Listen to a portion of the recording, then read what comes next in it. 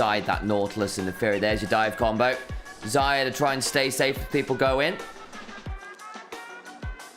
Yorick as your split push option. Another global for WE though. Between Sion ult, Pantheon ult, Ryze ult, Kai'Sa ult. Ability to turn up to a play is very high indeed.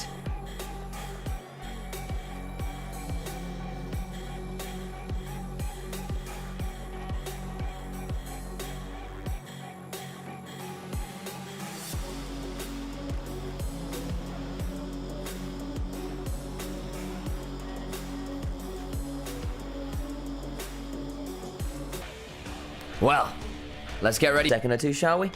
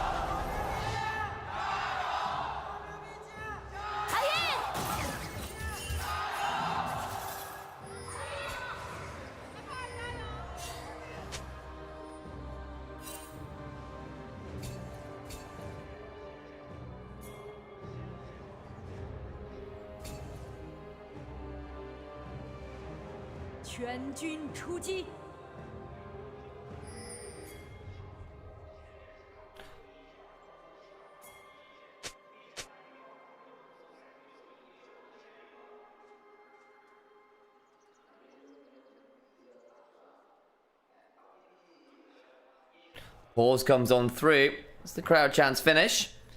No action to be found as yet. Oh, it's a WE member.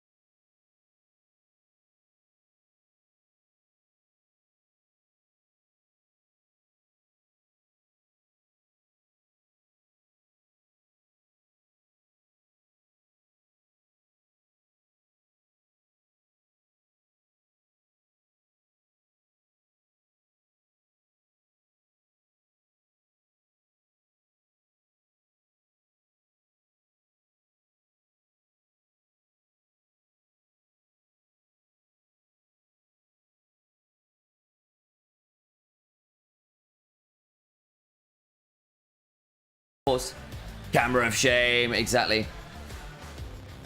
Weibo got this one, you think, Bowen? Fair enough. Have we ever broadcast an official Riot event? So the answer is yes, we both have. I'll bring my camera up. So Alex is currently ill, so that's Nymaera. I am Sam, otherwise known as Initialise. I'm Nymaera's older brother. We cast League of Legends together. And we've both been on an official Riot broadcast. So we've both been on the LEC this split, in fact. No, this split? Last split. Last split. I've not been on this split. Alex been on this split. In fact, he'll be on casting with Medic this week, in fact. So you'll see him on the LEC, for those of you who know that one. Alex was officially on the LPL broadcast for a couple of years as well. I've been on LEC as a guest. I've been on EMEA Masters. What else have I done with Riot? Done some LEC. I've done some adverty bits as well here and there. I was also in a wild Pulp Fiction skit with Gulborg and Trouble Inc. and Quickshot a couple of years back. Alex has casted a couple finals of LPL. It was really awesome. I could throw a bucket of rockets at my keyboard and still beat Team WE. That's a strong statement. Why rockets? I assume you meant rocks, because rockets feels like unnecessarily explosive. That's over in Onivia's chat. It's a very strong statement. Hopefully going into game shortly. Boom. But yes, have indeed cast a couple of Riot events. Was an LPL Finals last year done remote? It was done from Striker, so the remote broadcasting center. But yes. Pseudo in person in the sense that everyone had to travel there. But not in person in the sense it was in the arena. Level 1 hook from Nymaera. On to Taeyu.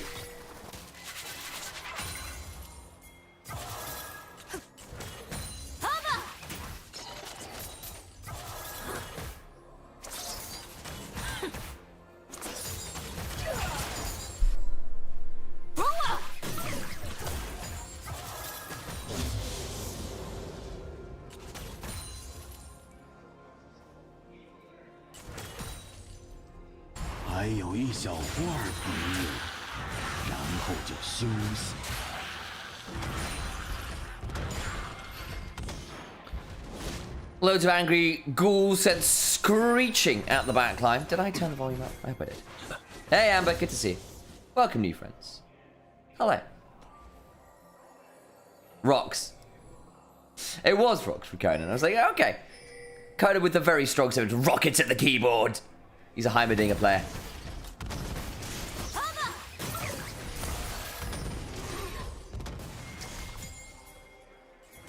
There's no escaping it.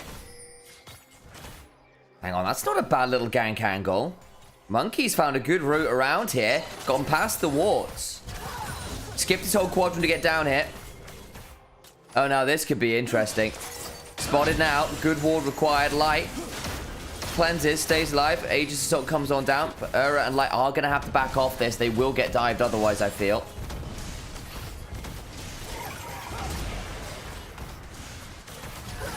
TP bot sides. From the Ari coming to defend the bot side. Oh man, that's a whole wave lost to turret. Shahu turns up. We'll pick up this wave. That means mid lane is going to be dropped. Nice hurt from Era, but no real follow-up on it. Very good wrap around. Into the mid lane we go. Going to try and interrupt the back. No, team's not going to do that. Full wave lost. And I think we saw Light change path angles to go towards mid lane. And that's fine and all, but it means another wave dropped. Honestly, WE, very nice from them. Won their first series. Was it yesterday? When did they play TT? Over the last couple of days.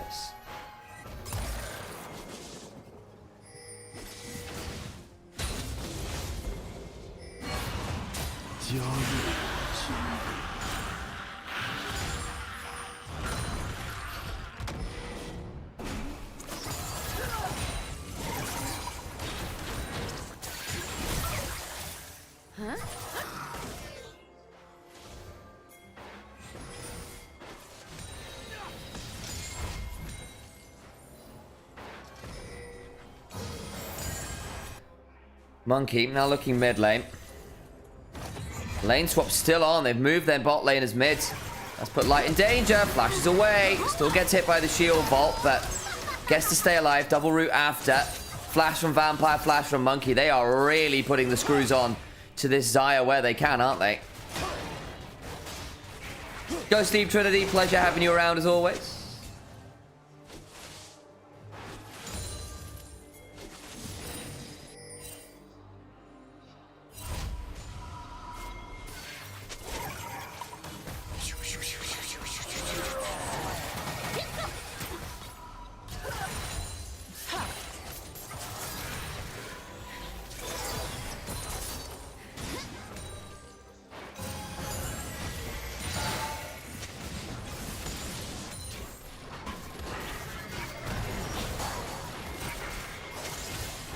Tien, just power farm best he can.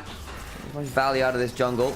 We'll spot out that control ward. Nice one. Grubs were just spawned. Level 5. Is in for Tien. We'll spot out the grubs being started. And over comes WE. This could get interesting. It might be a single grub and out angle for Tien. Breathe, flash to right, puts the Dark Procession in. That's nicely timed. Decimating Smash still lands onto the Yorick. Playing this one out on the bot side of the river, though, is Monkey. Trying to find an angle. Realm will bring in Karis. Darkin Daggers come flying on through. A singular grub was secured by Weibo. Might want to play for the other two. deciding against it. Breathe down that flash. Not able to really come and join right now. Karis gets the Rune Prison on TM. And Monkey will secure that second grub. 1 to 2. No one dies, but WE with a solid contest. Light, of course, not there. Trying to even up that earlier lane discrepancy by getting a full wave shoved into that turret. Maybe a plate as well, depending on how things go. See WBG Gaming looking to make sure that the route back towards this tower is limited for WE.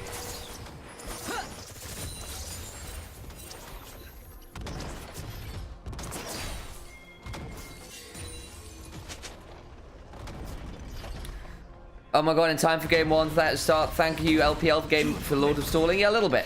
We had a pause. And of course, it's the 1v1, which does delay things. Huh?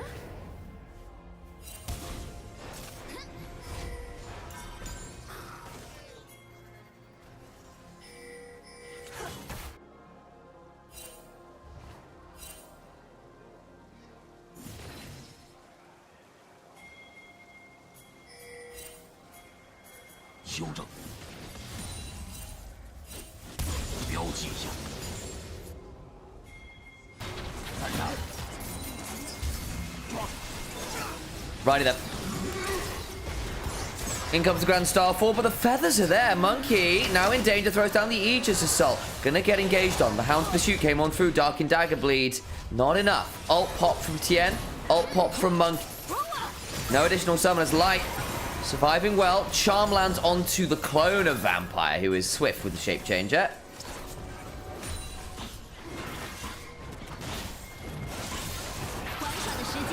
Hey, Monty. Oh, chat, you know we are all enjoyers of Pilk. Oh, God, Belfar, not you. Why don't we also become enjoyers of Milkis? You know, the South Korean carbonate milk drink. Milkis is good. I also highly recommend, it's also, I think, Calpis is the Japanese version of it. It's really good. Though it does sound like cow piss in English. But Calpis, C-A-L-P-I-S, is a whole thing. TM might be getting engaged on him too here. Yeah, Monkey's in the jungle. Dogs! Run away! Red buff stolen away by the cruel hand of Monkey.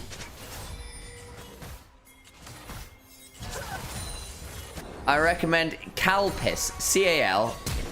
Xiaohu gets jumped off with the flash Rune Prism, flashed away himself. Slowed down, won't quite die. Flash from Garrus, flash from Xiaohu, and Xiaohu will survive. But WE, very proactive, but hasn't led to a kill yet. Very frustrating.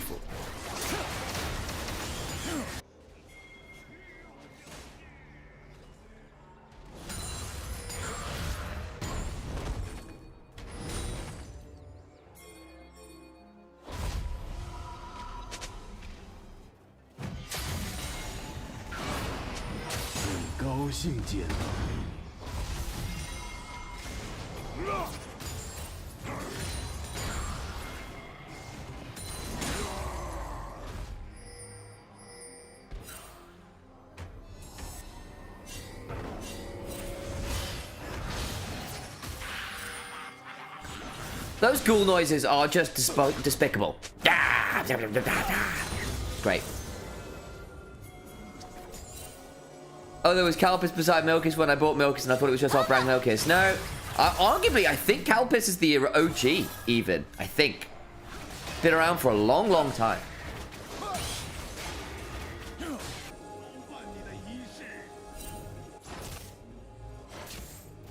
What did Grumpy do? Stop being mean to Grumpy.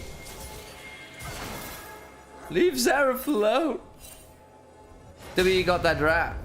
You got the draft? I mean, it's a very proactive one. I think there'll be a point where Breathe on this Yorick is going to have a very difficult time actually shoving very far on this Yorick because the response time and the globals are going to be very, very annoying for him. From WE. Morning Mist lands onto Karis, but no real ghouls to send at him. Grab number 1 secure by WBG Gaming. Sion is yelling about cowards. Flailing!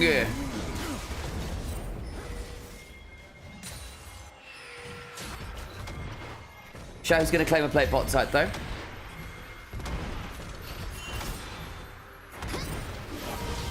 Charm. On to the recent teleport. We'll get the electrocute proc. Chunk, though, onto Xiao, who's pretty nasty. Dark Seal early. By the looks of the build, he's still going towards that row option. Karis, oh my god. Still hit with the dredge time. Went to put the wall down. Is still going to get punished for it. Knocked up into the air. And first blood goes the way of Tien. On the side of the Glizzy Nefiri. The hottest dog in the world.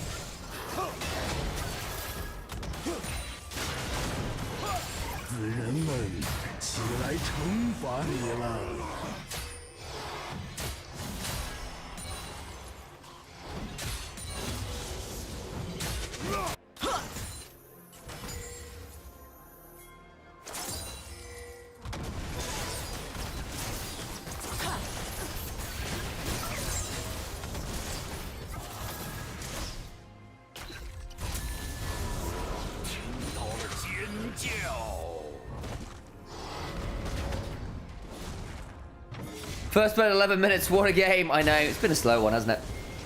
Era's the best player. Era's been doing pretty okay here, hasn't he? Obviously, coming up from the academy system, he was okay down there. I worry when the game is more nebulous. Where it isn't as clear what you should be doing. That's true of a lot of my LDL supports. Who was his AD carry down in LDL? Let me remind myself. Who's he playing with? Era. Lol.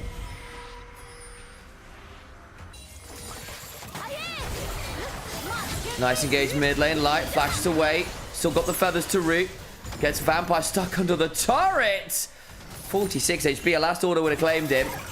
But can't quite do it. Another flash, cleanse, and ult off. Light was being ganked and attacked so many times on this Xayah. Good on him for surviving though. LNG Academy. Anyone's legend for very briefly. But I've known him mostly from Weibo Gaming Academy. Cube is a very dead man. Flashes. I'm not sure to what end. Breathe should be able to run away and does so. Tien flashing away. Grand Starfall coming on through. Morning Mist lands on forwards. Monkey jumps on in. We'll claim at least one. Tien needs to try and survive. Got the Eclipse to roll with. The Shield Vault comes on forwards. And they claim another. The response timer from WE. Nasty as ever. The bat signal is shown. And in comes a flying Pantheon. 2 kills onto Monkey. Cube takes a little too long to die there. And the punishment is swift. First turret, though, is Weibo Gaming's, though. Because they sent everyone up there. It left Xiaohu free to auto at that turret.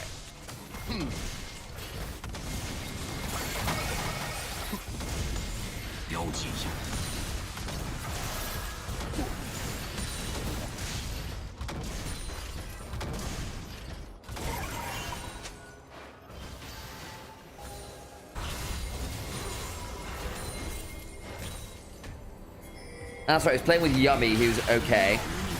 Lost to LGDY. Had Pins as an AD carry for a bit. And Rise.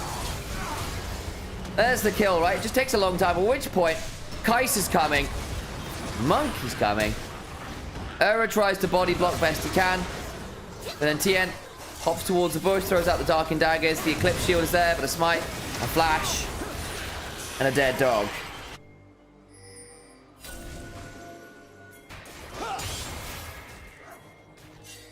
Made it a decent way up against.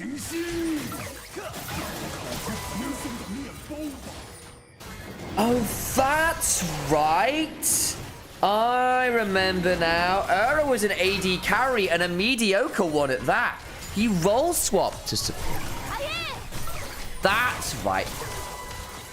Former AD carry roll swapping and finding more success. I feel like I've seen that once or twice before.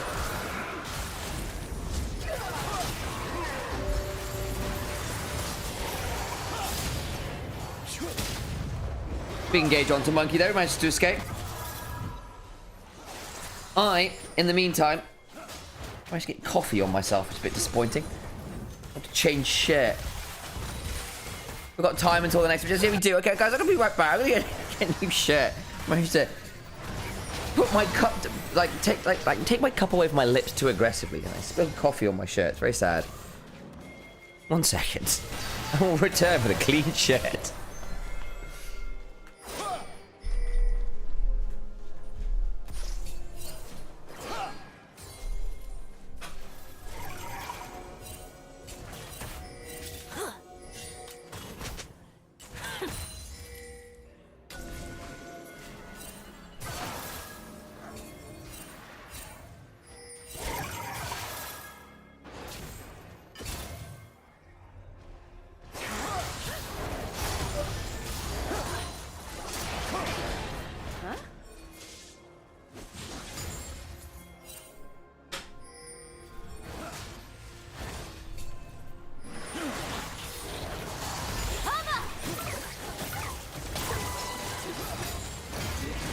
violence is about to occur. In comes the Grand Starfall. I've returned with a shirt. I won't feel anything, so people at half off. It's automatic. They do get the kill. Onto Era. Our role swapped AD carry from a couple years ago. Finding some life here, or death, I suppose, as the Pop Blossom summoned in with the Realm Warp. Nice idea. Doesn't quite work, but at least Xiaohu split up on the other side. Light looking for an angle on in here. Here is Karis speeds himself up with that passive in the phase rush. Xiaohu survives, looking for potential angle on here, but WE will claim that kill and the Martial Mastery. Ruby, why are you just yelling spray in chat for the record? What's the tea there? That's a bold statement to just say out loud in public. I mean, I appreciate the boldness. The Nautilus hitbox was insane. How insane was this Nautilus hitbox? Hook. Death charge on the Karis at the back end of it all. Monkey flashes on out. Karis gets to back away as well. No one has taken that Heralds. Dark and Daggers go forwards onto Monkey. You start bleeding.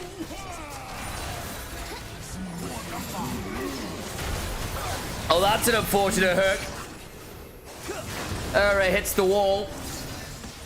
And everyone else hits him straight in the face. Monkey. It's a bit of damage, but has the Aegis Assault.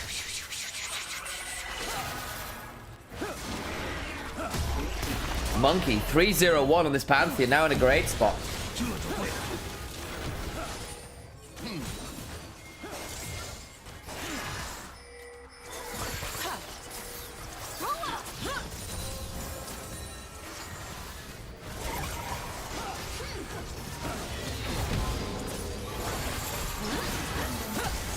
Engage onto Karis. Flash on forwards. Stays alive. Should be okay.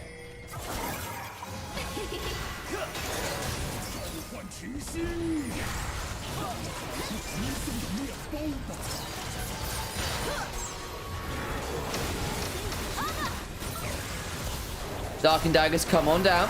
Looking for the Orb of Deception. Gets it. Nice dive on forwards. And Monkey, the shutdown going onto that Neferi is huge. Nice dive from WBG. Required after a little bit of an ugly moment or two. W do have the feats of strength. They got the objectives and the kills. The kill onto that turret. Breathe, looking to try and claim that turret. Can't quite. Throws out the Morning Mist. Scion steaming forwards into the decimating smash. What a lane gank cube. Leaves Breathe looking like a square. Be there or be squared. Atakan now started. What an insane angle. Breathe thought he had the turret. Throws down the Dark Procession. Absolute steam train moment. They get Atakan off this as well, don't they? Nice for WE. Really nice.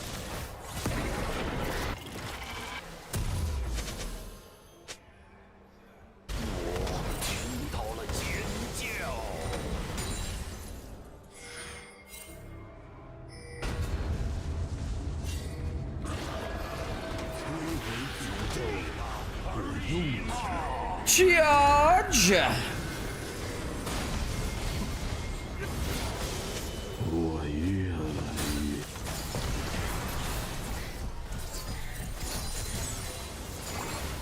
Herald Summer mid gets them that turret as well. And WE in a good position now. The gold lead, not really that scary.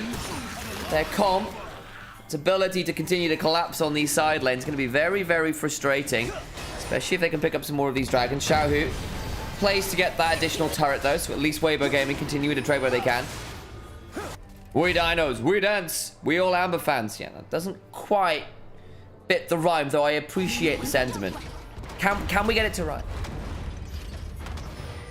It's Sam again version. Good or evil Sam?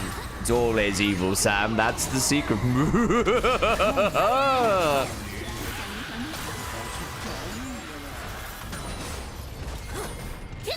The maiden, no! Yorick's all alone again.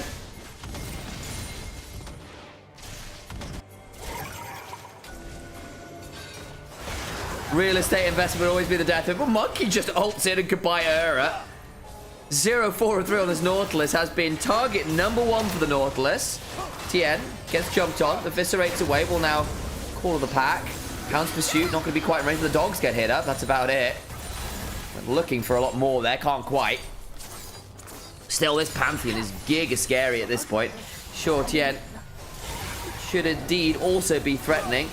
So Ura is looking to find a flank angle. Lands the hook onto the Kai'Sa. And then Blast Cones towards his jungler. And yeah, I don't know. That was a hook that felt good in the moment, I guess. You hit the Kai'Sa. Congratulations. But there's no follow-up at all.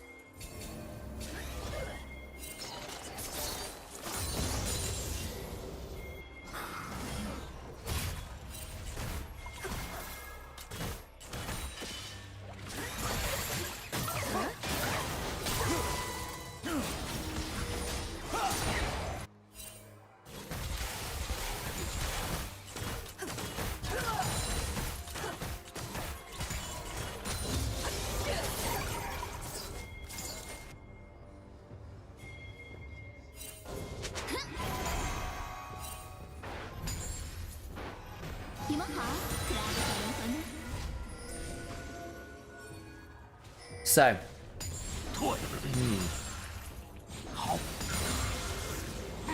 next dragon's in 2 minutes. WE, they get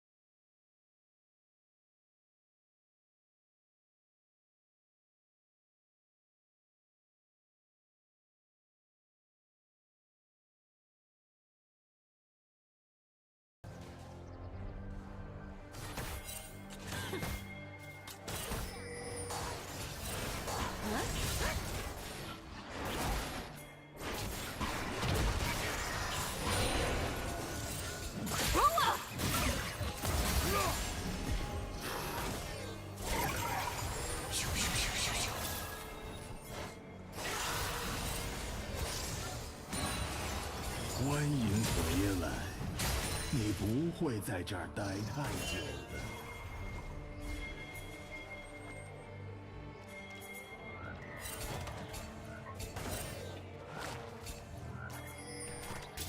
20 seconds until Dragon.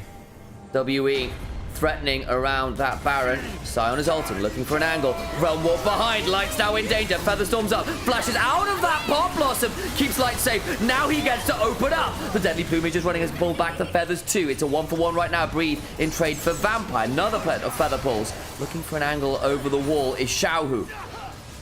Decimating Smash. Hound's Pursuit is interrupted by the Decimating Smash.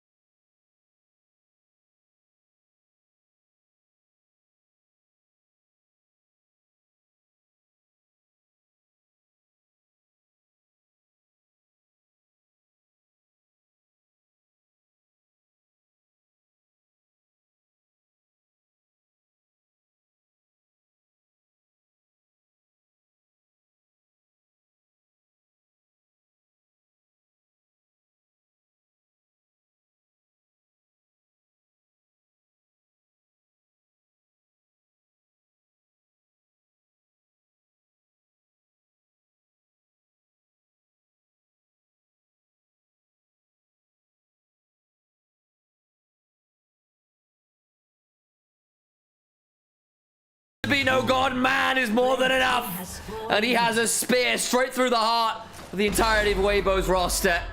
This Pantheon at 6-1 and 4 is proving that Weibo Gaming should probably throw some respect on the former world elite. This team, a reminder, maybe 1-6, but has taken games. Anyone's legend of top esports, of Billy Gaming. Allegedly some of the best here in this group. For all it's been a bit volatile. Finally got their first series win against Thundertalk Gaming, but the improvement has been turning up under the hood to the knowers, to the people who've been watching. Monkey, core to their success on their playoffs to get here to avoid Nirvana. Tien zoned away in that play. And then they land the charm, but don't. As Karis has the Zhonya's. Monkey steps forward onto Tien. No resfence for the dog. Flash on forward from Vampire for the double root. Player's gotten a lot of criticism himself as Light tries in the pit to get a load of value. Avoids the overload. Monkey eventually has to flash to secure it and does so. And Breed, he's a Yorick. Never going to be the best team fighter. A couple items in a dream. But now this Pantheon's got a GA as well. There's a Zhonya's fully completed on Karis. You've got an arm guard on Taeyun as well, who's at a pretty scary point on this Kai'Sa. WE, in any reasonable world, will be completing this game in their favor. Could probably have phrased that a little bit more elegantly, but I think the point still got across. Charm onto Q means very little at this point. Scion does not care. 3.5 items on a Scion. Got 2 Mountain Dragons, a Soul in 2 minutes. Base broken into. Inhibitor stands for a moment. For Gaming, doing their best to prevent W from getting in range to auto. All the while, though, Karis is split pushing towards the second inhibitor turret. Decimating Smash comes on through, but it only really hits minions. Cube chunked up. Maybe in danger himself as Monkey throws out the Aegis. Song gets a fair amount of damage. Vampire! Flash on forward from Pop Blossom! Gets damage on his shadow, has to start ulting away. The Ahri out and safe, but the rest of the team not so much. Health bars non-existent! We're back on forward to hit with a Spell Flux! Carries overload after overload! And the Fox gets electrified. Grand Starfall onto the fountain from Monkey. He's having some fun with it, but the base is in tatters. The Nexus is shattered, and WE will win game 1. Formerly known.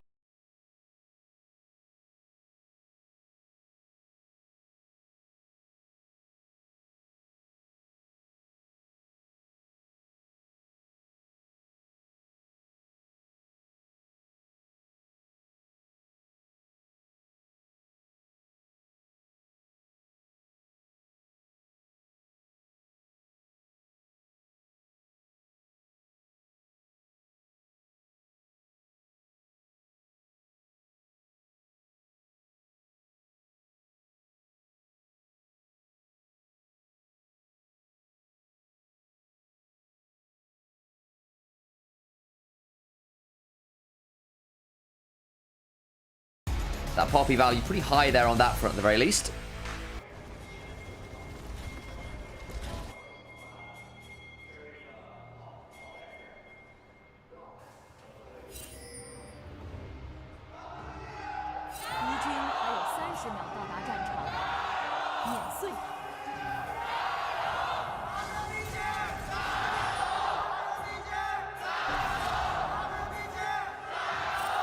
Solid volume there from both our organizations' fan bases.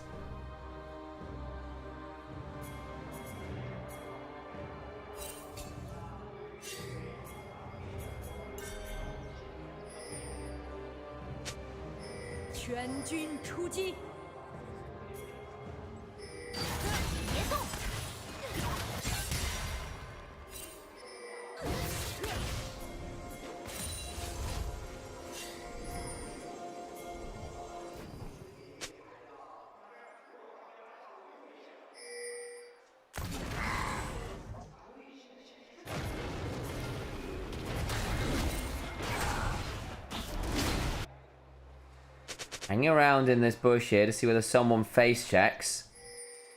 Ward comes down from light. Still at bot side now with this Zeri. Likely going to be a bit of a win con here for WE in the sense that they will have early shove, probably. The Poppy can be really miserable. The turret shot there, though, did Vampire. That was a bit far. Forced to flash. Heal from Era. Not sure about that one. The moment I speak about it, clearly cursed the guy.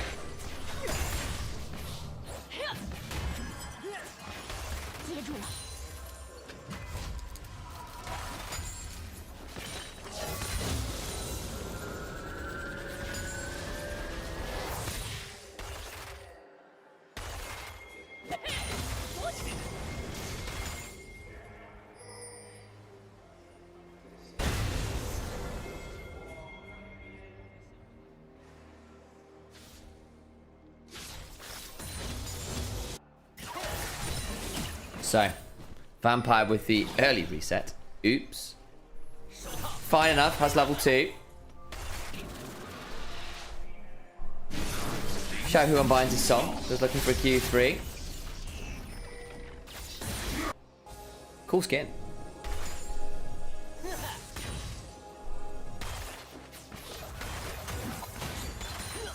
Buckler comes out.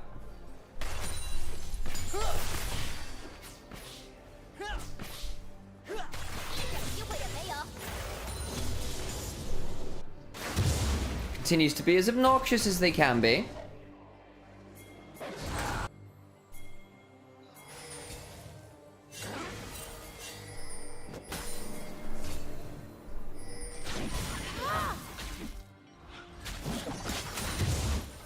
And outside of an overplay from Vampire in that bot side, which obviously cost them a lot of shove there, that's a bit problematic. Not too much happening here in this early game. Rumble getting shoved into the Cassante. Xiaohu got shoved into the Azir for now. Combining the soul very aggressively to look for trades. Monkey, pathing away from his bot lane. Managed to at least get a full clear and a Scuttle Crab. It's not the end of the world there. No invades come on through. Light resetting out of that lane, looking to go topside. Got a Collins and Boots. So looking to stack up as Zeri's often do.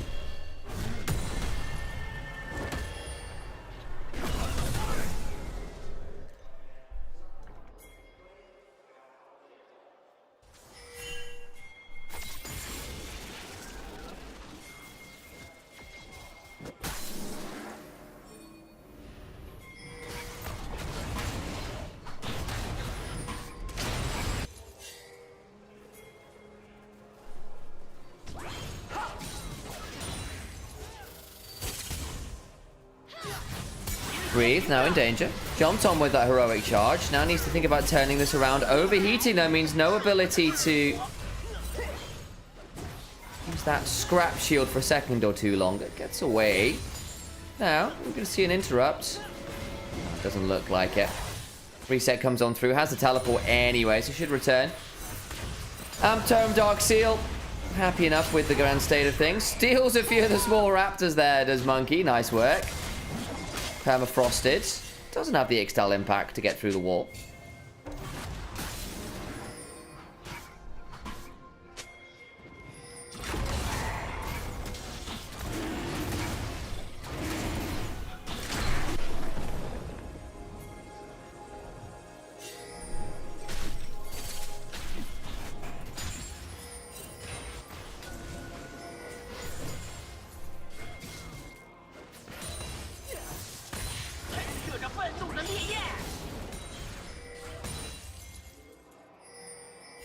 So,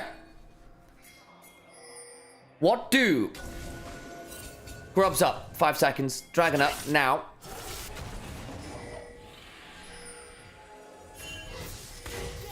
Excel impact through the wall. Looking to jump on to breathe. Flashes away, stays safe. Tien on the Sejuani. Pathing a little bit further north, or was. Now we need to come and defend his top lane, who's not quite level 6. Gets it now off the wave. Tried to stick around and play for it. Breathe. Vampire has to back away. They'll lose Monkey. Will secure the kill. The problem is, wave over here. I'll give over an additional kill. It's a double. Over towards the side of this Rumble. Oh, Xiaohu's coming. And he gets the Spirit Cleaves. That'll be another kill. Oh, dear. WE fumble that dive very hard. 2 to the Rumble, 1 to the Yone, and the Dragon. That could not have gone worse. Breathe gets level 6 off the wave, equalizes. The response from Weibo is there on time. That was over eager.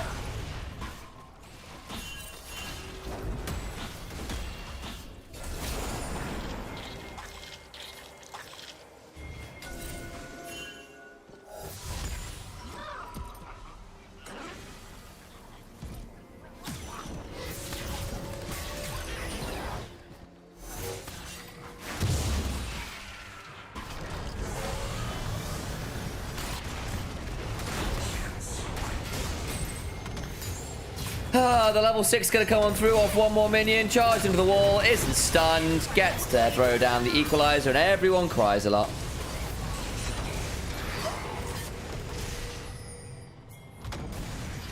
Blue team double kill.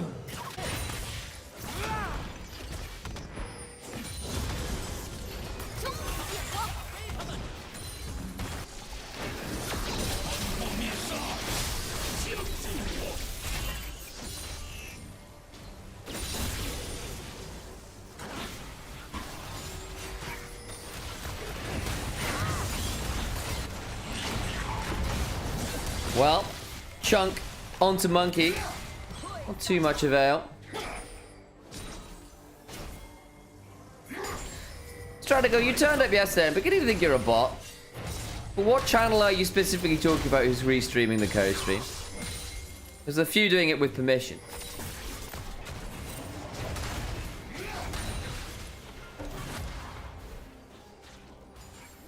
But if you have more info, feel free to share it. Did not curse them at all. I don't know, Mecha.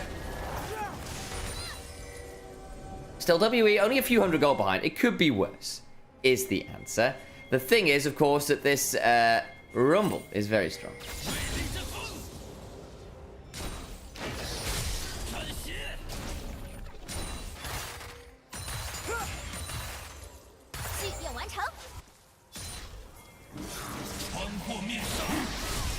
Karis, good shuffle. Xiaohu gets out with the Fate Seal before Vampire can press the W properly, though. Monkey then drives Tien into a wall. Karis flashed for that and didn't get the kill. That's really frustrating. Now the Glacial Prism comes on through on the Monkey, who's going to surely die. Flash on out, being impaled by Light. Keeps him safe. Xiaohu very low in mid lane. Should survive. Trying to get Soul Unbound. And a Spirit Cleave. Should be okay there. Holds on to a plate. And they get an additional kill there on the bot side on Monkey.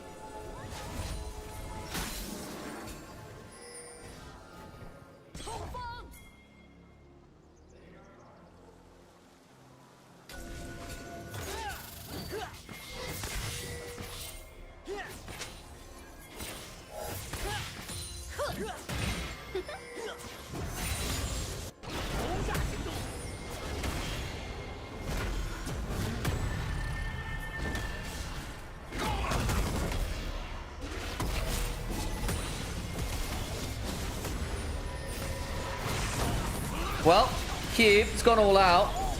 Freed has equalized. The equalizer. Doesn't really do equalizing things. It sort of like does unequalizing things. It's a very unfair amount of damage. They're going to start the Fate Seal, but Poppy could ram him into the Azir wall. Okay. I suppose it's a blink, isn't it? I was wondering whether the because you can get in front of Yone so he doesn't ult the full distance, if you know what I mean. So he stops when he hits the first champion, right? Watch streak maintained. So I'm out here. See you around, Zeref. Good to see you. Oh, thanks, Stradigo. I appreciate it. But yes, thank you for looking after us. I appreciate you checking on in. You did check with us yesterday as well. So I appreciate you looking on in. But yes, Onivia is welcome to be restreaming, and there's been a whole thing worked out between us. It's super awesome. So hello, Onivia's channel. Worry not. We've got fans looking out for us, which is always nice. So thank you, Stratico.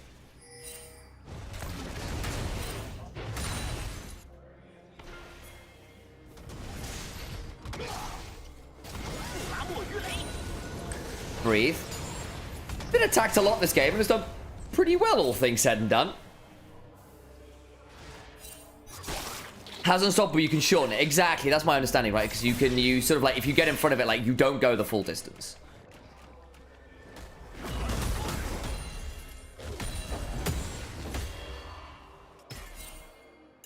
$1K behind is basically a gold lead to WE. To an extent. Zeri gets interesting, Yone gets interesting, but you are running Azir, Ezreal, and a team fight comp that's supposed to go online at 2 items. You can afford to be a bit behind. I don't know whether they should have gotten behind in the way they have done, but hey. Keeper's verdict, says TN, zooming away. Should be able to get this dragon now without too much contest. TP in, driving through the wall. Xiaohu now potentially in danger. Cube goes looking for an Antofo strike or two. The vampire attacks. Yeah, sometimes. You think Weber is surely going to win? With the classy name of Dead's Amy? What a name. Wow. Strong YouTube name, that one.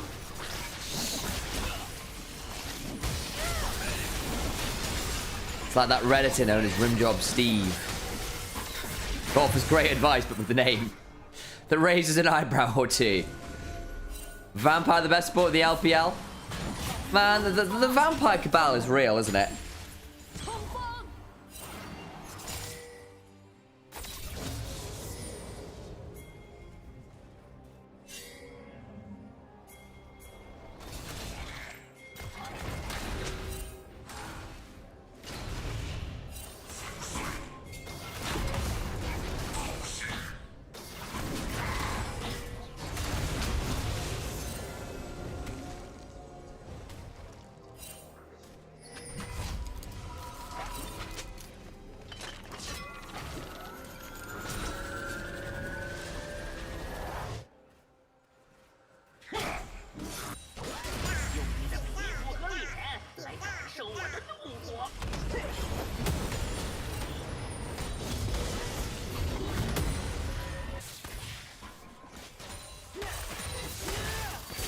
So, where are we at now in the game?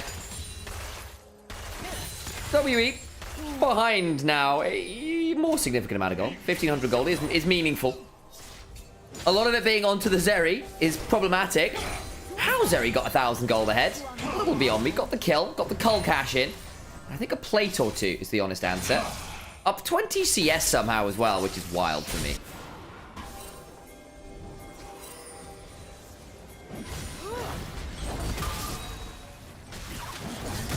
Cube gets W'd there into the glacial prison, but manages to turn it around. Monkey now in danger, drives through a wall and gets out to safety.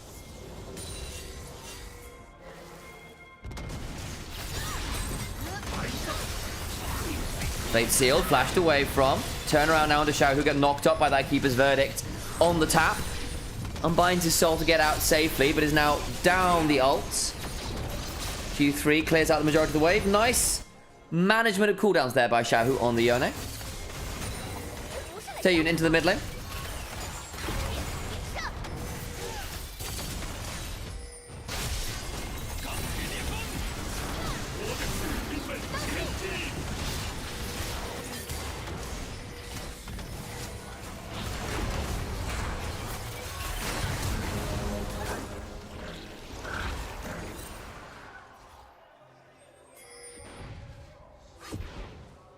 Holy vampire goated, yeah, basically.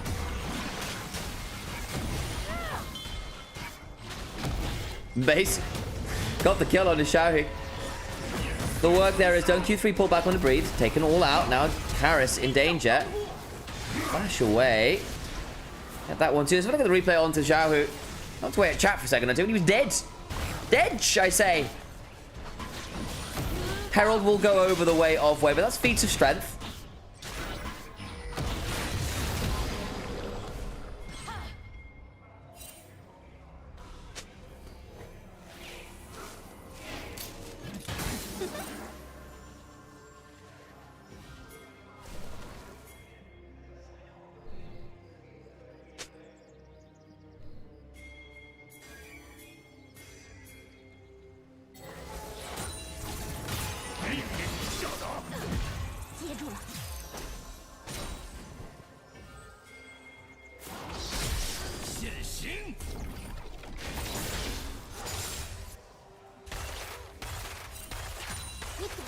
So, what now for this game? 20 seconds until the dragon.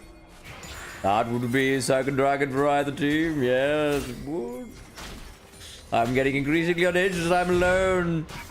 No co-caster beside me to hold me back. No. Yes, you have to deal with it. Oh, the Q3 goes wide from Xiao, and he's just rebounded his soul. That could really suck here, actually. Fate sealed away. Teleports now flying from both teams. In comes Tien. Looking to throw down some soldiers. Monkey going to body block Tien. Gets the impale onto Breed, who's in danger. Gets the equalizer down, but dies in a moment. Cube stacked for Cube. Looks for a pullback. Can't quite find it. The Intofo strike goes wide. A little ironic. Should not get into bowling.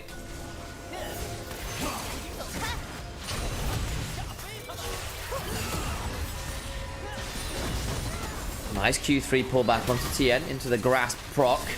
Always a nice combo for a Cassante. Dragon we go. Man advantage. Gold lead. Actually now for WE. That's hilarious. 1,000 gold up for the Azir. Still has an Empress Divide to work with. Cube body blocking. Range discrepancy beginning to hurt Waver. They have to all in pretty hard here to find the damage they need. Nice Q's beginning to fly through for this Ezreal. Completion away from Muramana. Heal burn there by Ura to give some speed, especially the True Shot Barrage came flying on through. Looking to reset and run towards this mid tier 1. That's the angle. They've got Herald in inventory. Ura eats a lot of damage as Taeyun picks his moment. Herald dropped. Looking to get onto this tier 1, but Taeyun not backing away. Doesn't have the True Shot Barrage to fully clear this wave. Worth noting. Herald charges. They can't really force for the full turret.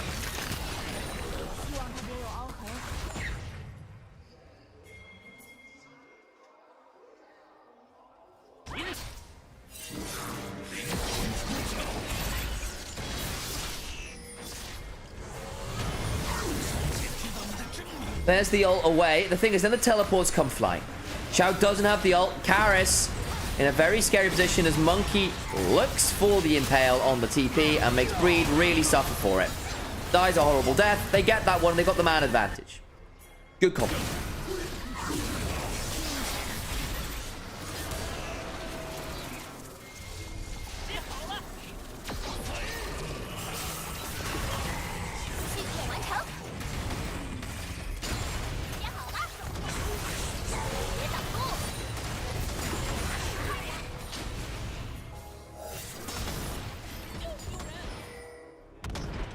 Xiaohu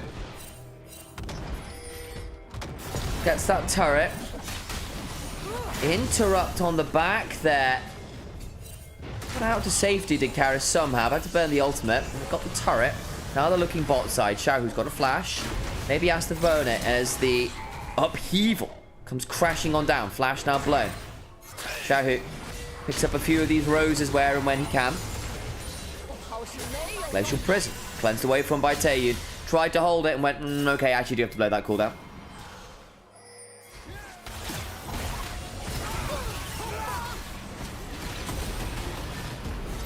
Light forced to flash cleanse out as Cube went looking in that angle. All out. Just this once, Master.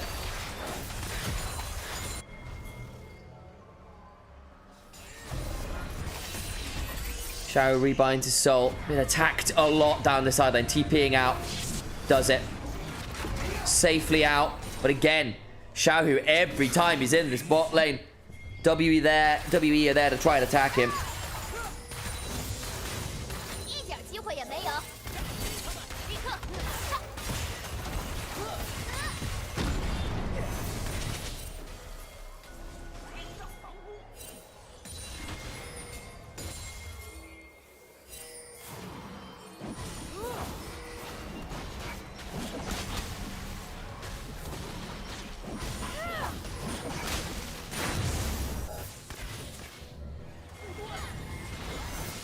Well.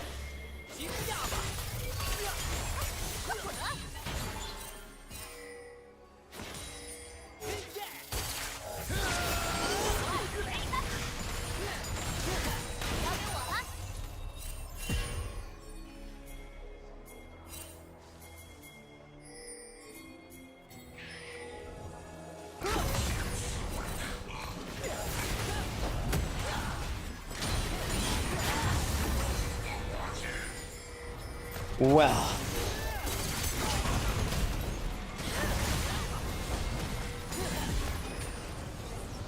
Teleports fly. Minute till dragon. Breathe in the river already.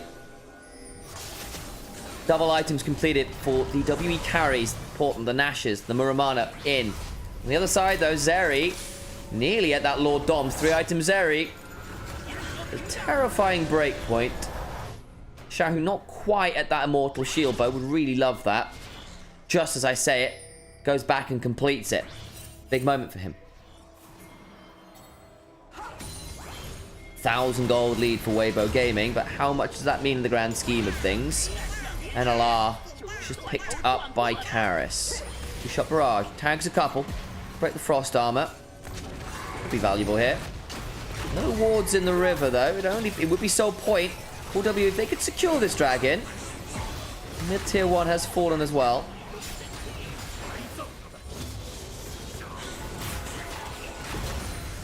Big fight here as Vampire goes to the backside, gets a knock up onto Ura. Stays alive. The Impale comes on down with a double grand entrance. Triple grand entrance into the Fate Sealed. It's beautiful from Weibo Gaming.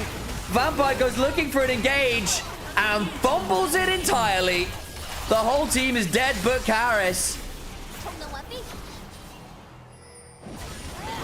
They go forwards and lose everyone. Let's have a look at that one again. Monkey and Vampire think they have a moment. They do not.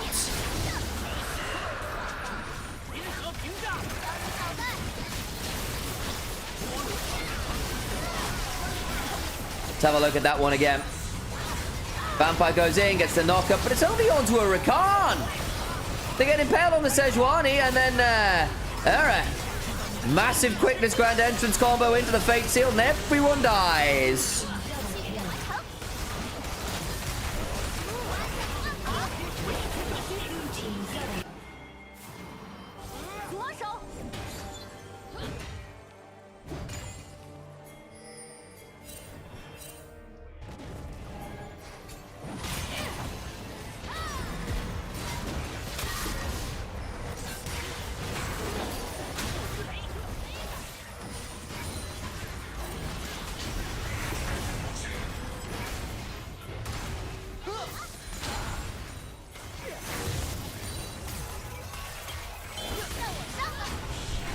Well, Glacial Prison lands, but it's buffered away from, so it doesn't land as much as I thought it might have actually. TN gets the permafrost onto Monkey.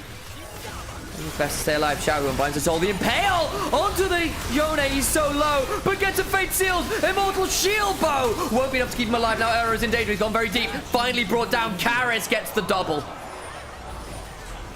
Oh.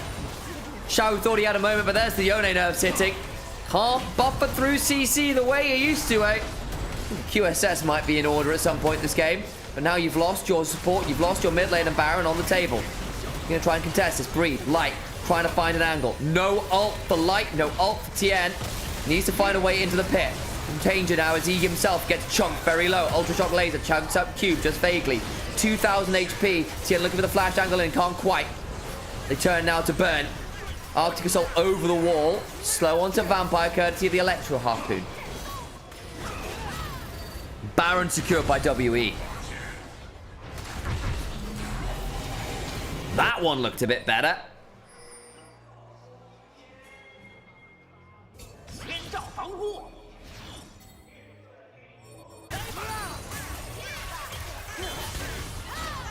Light goes looking.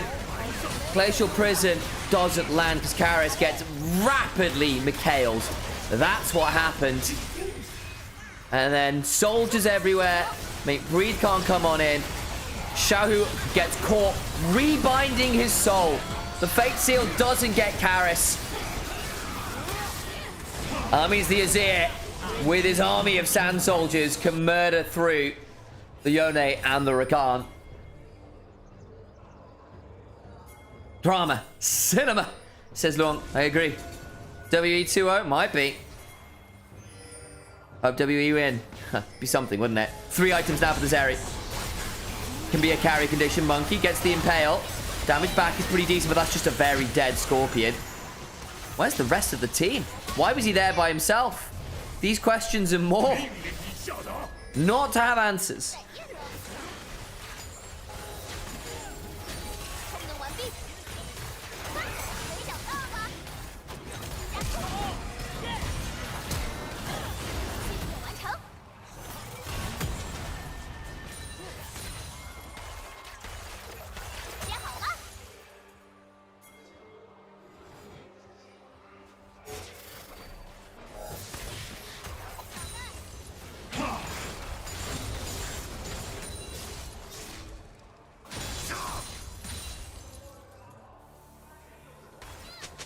So,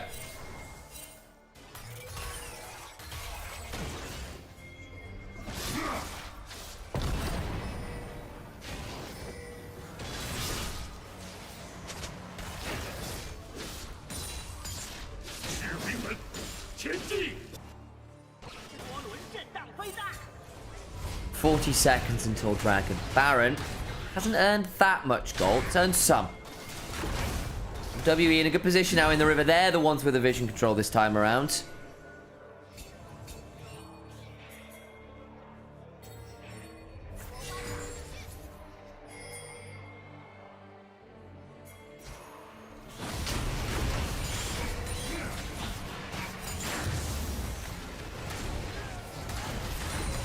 True Shot Barrage tags. Just breathe. He's at 2.5 items. Looking for an angle. TM won't find it. Vision control being fought over. Control wards attacked. Can't quite get that last one. Has to back away from it. Rakan no flash. Worth noting. Call there. No flash on Taeyu. No cleanse on Taeyu. That Ezreal vulnerable. Shahu Light both with their summoners up and available. Eyes on it. Keeper's verdict. Only knocks the Rakan away, but it'll still be a 4v5. Under the Dragon Pit we go. Skarner secures it. Vampire knocks Tien into the wall, but he gets to flash away before the Impale completes. Equalizer down. Glacial Prison. Lands onto Cube, but Karis goes golden. Gets to stay alive. Shuffles away. Cube trying to body block. Taeyun sees his moment to Arcane Shift forwards. Flash for the charge into the wall. Can't quite land it somehow, some way. Knock up onto 2, but it's not that much damage. TM desperately low. Light looking for an angle. Has burned his lightning crash to no real avail. Soul point for WE and no one dies.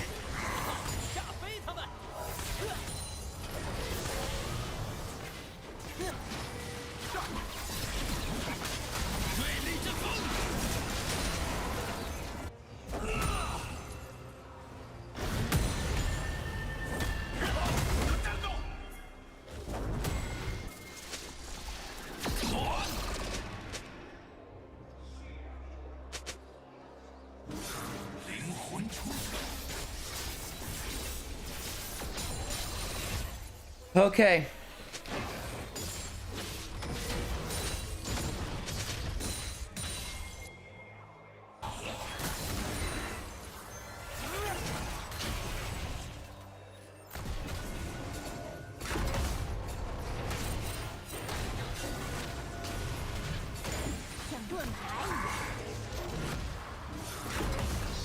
WE.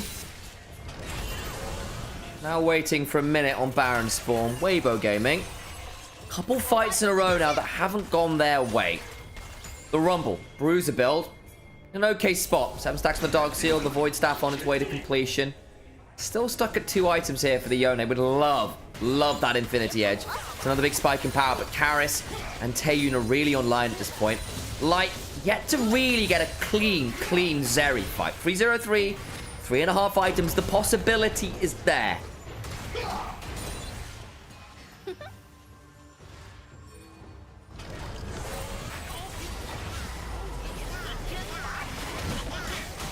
Soul for WE available in about 2.5 minutes. Baron now 15 seconds. Resets coming on through. They want to go buy some items, I think. The blighting duel in for this Azir. Big spike into some of the resistance coming on through. Kanik Rukun just done from Monkey will help into that Rumble in particular. Worth remembering, of course, the Zeri does a fair amount of magic damage base with things like that Ultra Shock Laser. So value enough. And Sejuani's magic damage.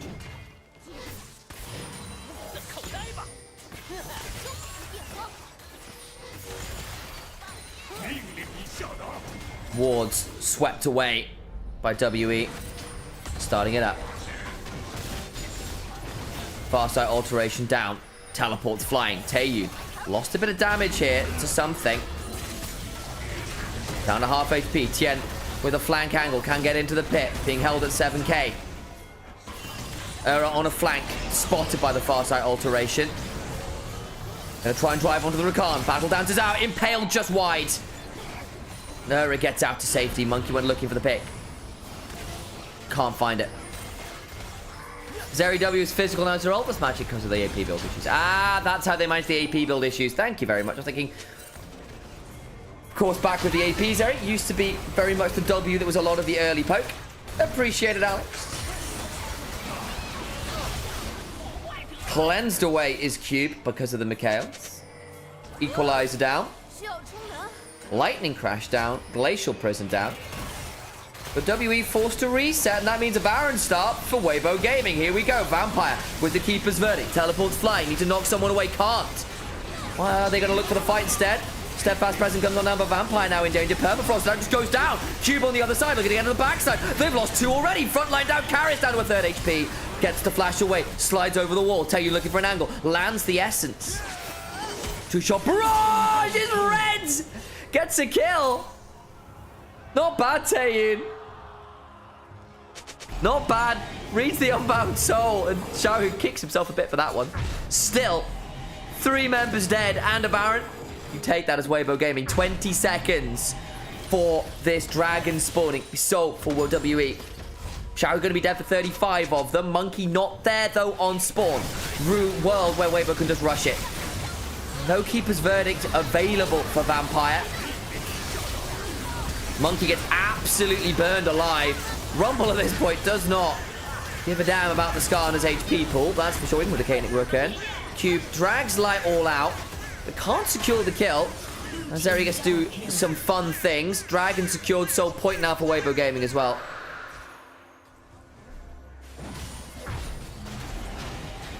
Soul Point for Weibo Gaming. Hang on, flash on forwards. Don't get the impale, but they get the knock into the wall into the Keeper's Verdict. Still has a second battle dance. They can't quite get the kill. They keep looking for this Rakan and fumbling the combo. Problematic. That'll now be a free shove onto this tier 2, and a lot of your pick ults just used.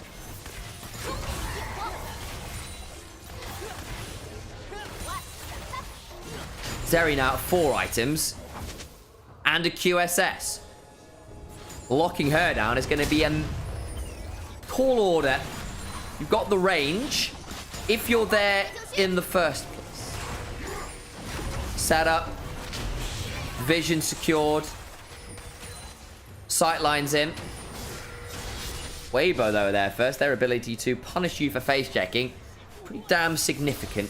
Xiaohu claims another turret. The gold lead now beginning to expand for Weibo to meaningful levels again. 4,000 gold. Alright, about to get driven on. Battle dances away.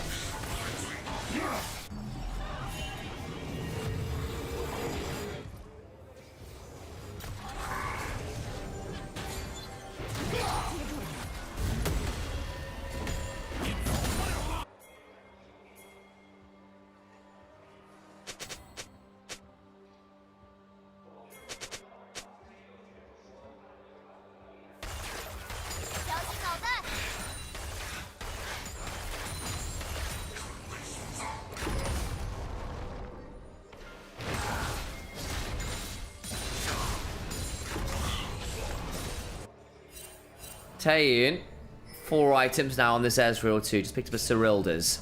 That's slow, actually. Very valuable into a largely melee comp. No wards, really, for WE in that jungle. Is very, very scary. And Monkey wisely has to back away. Vampire here on a flank looking to try and shield a little. Someone oversteps. Breathe. Needs to be careful. He's in danger. Step out present, runs out. Flash away from Breathe. Throws up the Sun Disc. Flash down on that Rumble.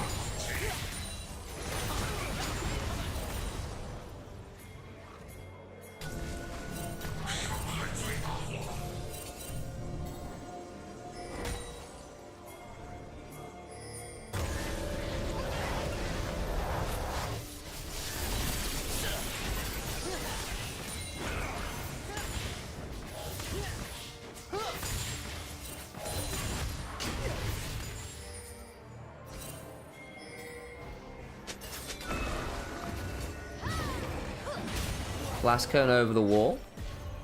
Vision somewhat put down. Control wards now in for Weibo Gaming in their own red side, looking to make sure they've got defensible locations. Zayish is murder bro with an 11-2 Jace performance. Ooh. Man, that team just looks very scary, especially if Zeka is playing well. He's always been a bit of a streaky player, but when he's on, he's so on. That team could be genuinely bit of a royal roader, couldn't it? We'll keep our eyes on it. See where Gen G end up. I think they're probably the team with the caliber and LCK right now to manage, maybe. Chovy and Canyon can do it. Keen's pretty damn good as well, obviously. T1 a kind of mid-internal collapse. That's not helping. WE, obviously. Says Ruby, absolutely.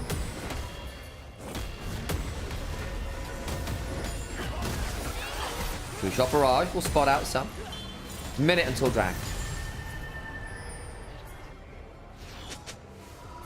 Interesting game state now. The gold lead is pretty good for Weibo, but it's not. It's mostly in the Zeri, right? And the Ezreal's still at 4 items. So the gold lead is earning the Zeri a QSS and upgraded boots, which are nice, don't get me wrong. They are good. But you've got a Cassante who's at 3 items. It is okay. I mean, the Rumble is scary. And that's the other place of Goldie. But on the other hand, Karis, very, very strong on this Azir, is also a problem. It's not like the Ezreal is out of the game in terms of gold. Shuffles away. Light has just burned his ultimate for this. Grand Entrance comes on down. Chunk onto Light. Look to Bloodthirst his way back up. 2-shot barrage. In trade for Lightning Crash, Zeri's just burned her big teamfight ult. That's potentially really problematic here. Timed out now. WE are going to feel a lot more confident stepping on forwards. Chunk onto Earth. On a flank angle. Fight for soul now commences. Cube's in the pit. Light goes to get the Blood's Honey Fruit. Is knocked out of the pit by the keeper's verdict. Means it's a soul for WE. Karis goes golden. Needs to think about flashing and ulting away. Slides out to safety. Breathe. Desperately scary though on the Rumble. Taeyun, true shot barrage interrupted and will fall. Looking to get Karis out to safety. Got a wave to work with. Karis hit by the gleaming quill. Even with the flash, the heal not quite in range. Looking to blast cone out to safety. Continue to be chased by Tien. Needs to get out here. Blast cone, sorry, not Grand Entrance comes on down. Another gleaming quill, but here is Cube looking to punish now under the turret as Karis gets out to safety. They'll want to break the base. They've got 5-man strong. They don't have a minion wave quite yet, but they will do shortly. 14 seconds on Vampire, 30 on the other members. They want to try and end it here before the Soul can prove too much of a win condition. They don't have Baron though. Karis with ult needs to try and hold the line. Can look to shuffle people away. Does so. Jogged out by the Equalizer though. And the Soul was secured, sure, but at what damn cost? Vampires up, Weibo Gaming are taking us to 3. They survived the fight where WE did not. The Wave's in a bad position. Soul be damned.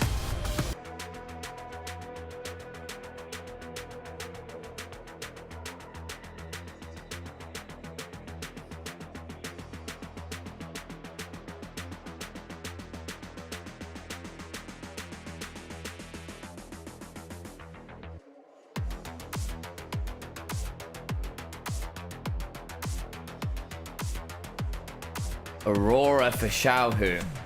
It's a specialty, but Aurora in general feels like it's fallen in power quite a lot here in the LPL.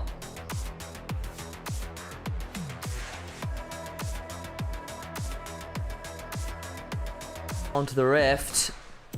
For the final time between these two teams. The crowds have a quick yell, shall we?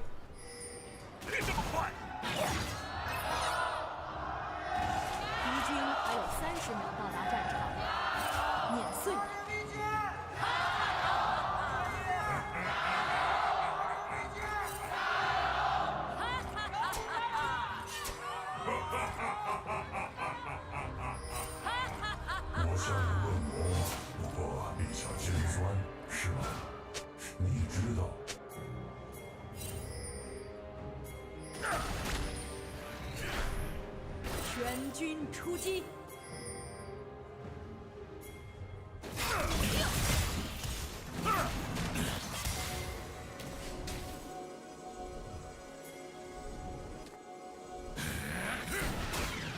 公羊一样撞击。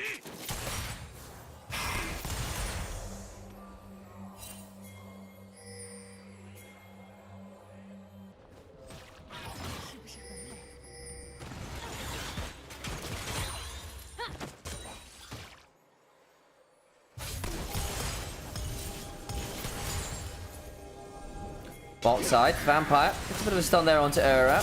Turns this around because, of course, the Braum should be winning at the level 1. Has to heal through the Ignite, but, of course, the Ignite cut a lot of that healing. That's really low. Flash on forwards! WE's bot lane. Vampire sets it up and Taeyu knocks him down. Great play. The Braum face checks, thinking he's safe. Now Berliner Braum gets whacked in the face.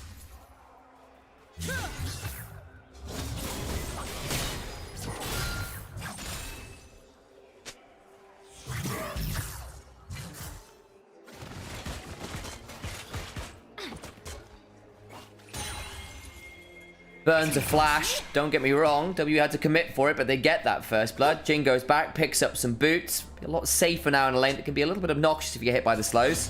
Swifties early for Jin will be very, very valuable this game. Look into mid lane. Vampire on this road. He's on a mission. 2 big plays in a matter of moments. My goat. Genuinely clean roams. Sets up both his lanes for success there. Your carry's online. It's not even 3:30. Scuttle Crabs haven't spawned. Oh, he's TP'd back. Oh, gets away with it. Wondered for a second there.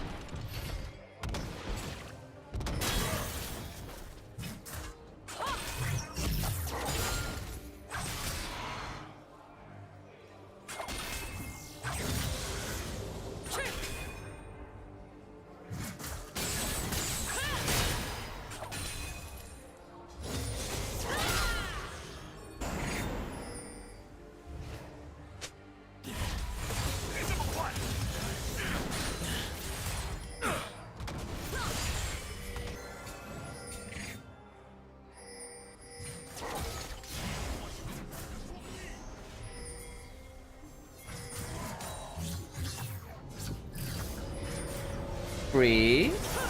Doesn't get the interrupt. Bot side, Era steps on forward. Reminder there's no flash is working. So that's a lot of stun onto Vampire, who's now in danger. We'll try to turn this another deadly flourish lands. Trying to turn this one. Era in danger. Vampire trying to run away. Got the blighter stacks on top of him, dodging what he can, but can't dodge anything more. Price of burning all those summoners early. The Braum does jump out of the bush at you.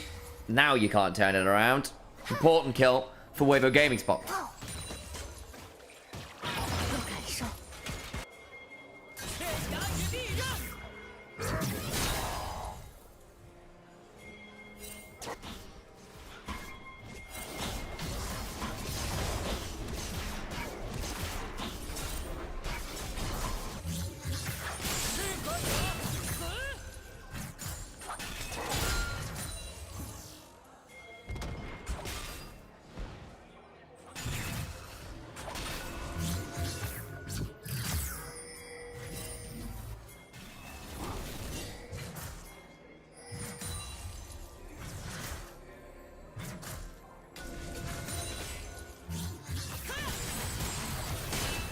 Breathe. Eats a big Q3. He's now in danger as Vampire and Monkey around Zenith Blade lands. Kill for Monkey. That's now a killer piece for all your carries. Beat of Warfare secured. WE. Proactivity again. Find themselves a decent early gold lead here. Spread nicely around the map. Xiaohu needs to be a bit wary here, actually. He's got the level 6. Ooh, Mr. Spectral Maul, that could have been fun, but now actually Monkey's on the wrong side of this. Needs to be really wary because Era could look to do this with Tian. Been too aggressive on the look. Flash on forwards, gets that stun and the knocker. Deadly Flourish lands. I don't think it's going to follow up into anything. Weibo Gaming punish a wraparound, especially if the Spectral Maul goes wide. And the rest of Weibo Gaming were available as the grubs were about to spawn.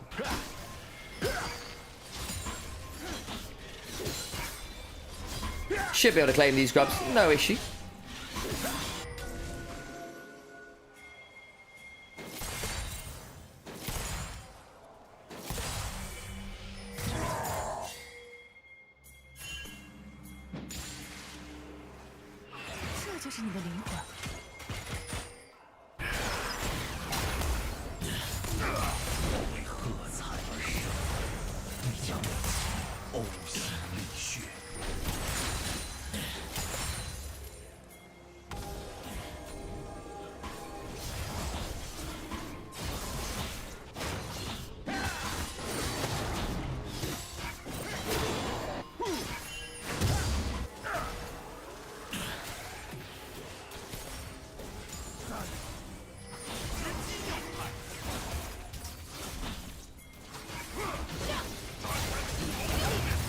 Well, there's the heal out of Era. Weaver's Wall's going to come on down. Dragon was secured. Now Era is in danger. Has to sidestep the Seismic Shove and does not. Karras, though, ate a lot of damage to do this. Has very little mana. Vampire now in danger. Weibo Gaming looking to come and punish. WE's proactivity served them so well early on. And now the counter punches from Weibo are beginning to hurt. Duality of Vampire. Monkey gets a decent stun, but there's no level 6 right now for Monkey. Decent chunk. But look where Taeyun is trapped under his turret with nowhere to go.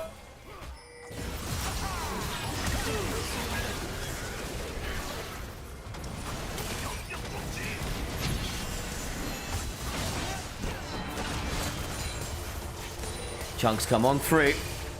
Fourth shot. Wide.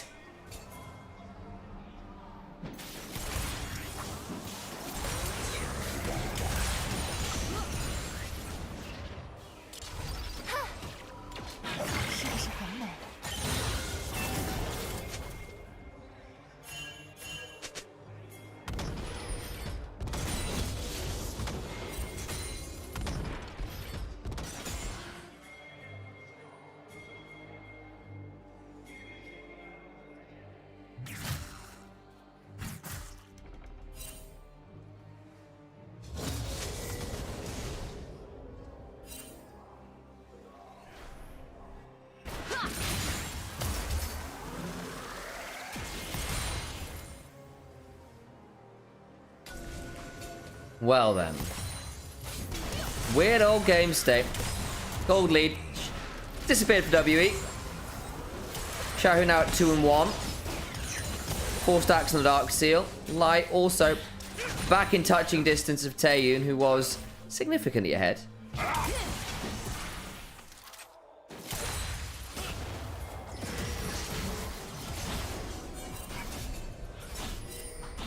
Vampire doesn't have 100% kill participation. He's down to, he's missing one now. He's 75% KP. Dropped 25%. Disastrous stat. I say sarcastically.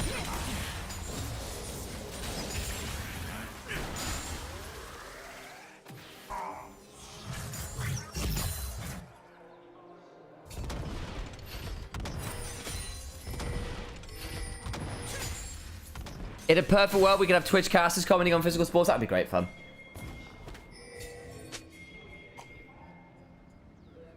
Let me commentate Messi in practice. It'd be a great time.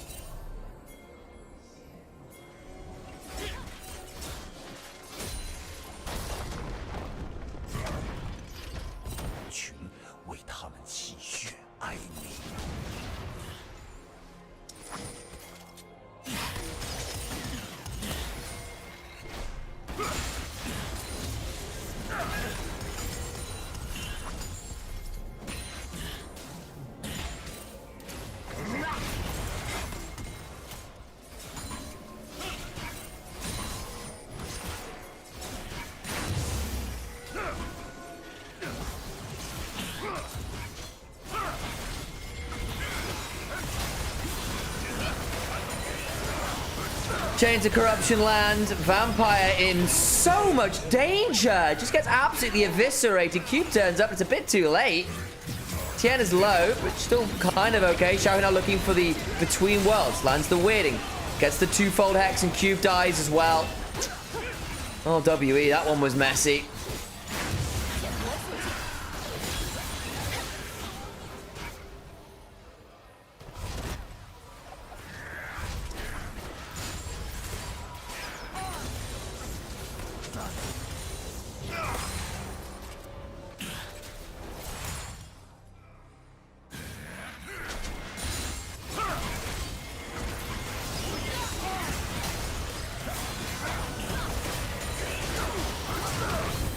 Okay, damage comes on down there, don't we see? Vampire goes in, gets stunned up forever. Dies a horrible death, and Xiao, who's on a wonderful flank angle here, as Cube looks to continue trading something here. But gets absolutely everyone else with that Between Worlds. Hops across with the wall to get out of safety from the Unraveled Earth. Or out to safety from the Unraveled. It's now 3-1-1. 7 stacks on the Dark Seal. Oof.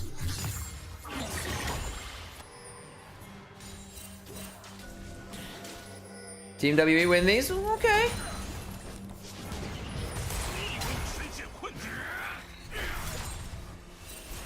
Bold statement. We'll see. 500 gold or so lead to Weibo Gaming. Dragonus.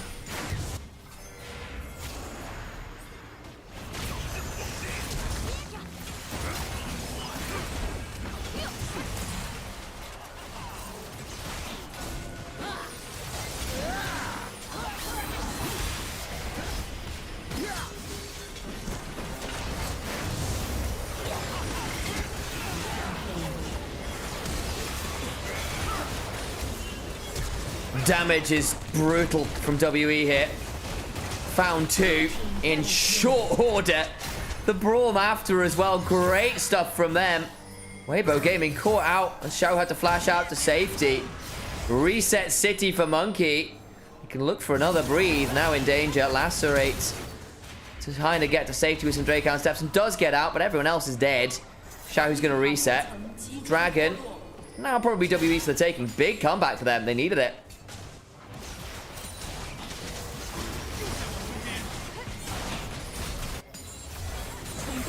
Xiao, who's still here. Still got Between Worlds. They're going to punish Cube. Vampire coming on over. Damage onto Cube is pretty high. The Weaver's Wall is there. Xiao now in danger. Needs to try and hop around best he can. The Seismic Shove lands on him, but it only throws him out to safety. But Breathe all the while desperately trying to get someone calm. But it's left Monkey and Teiyu left out in the pit. They're in a 3v2. They get one back. Dragon was taken by WE, but they get a 1-for-1 on top of everything else.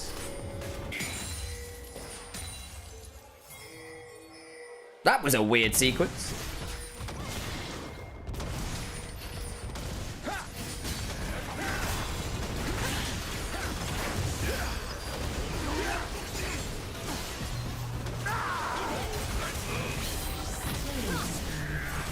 Killing spree for Teiyu as they overplay under this turret.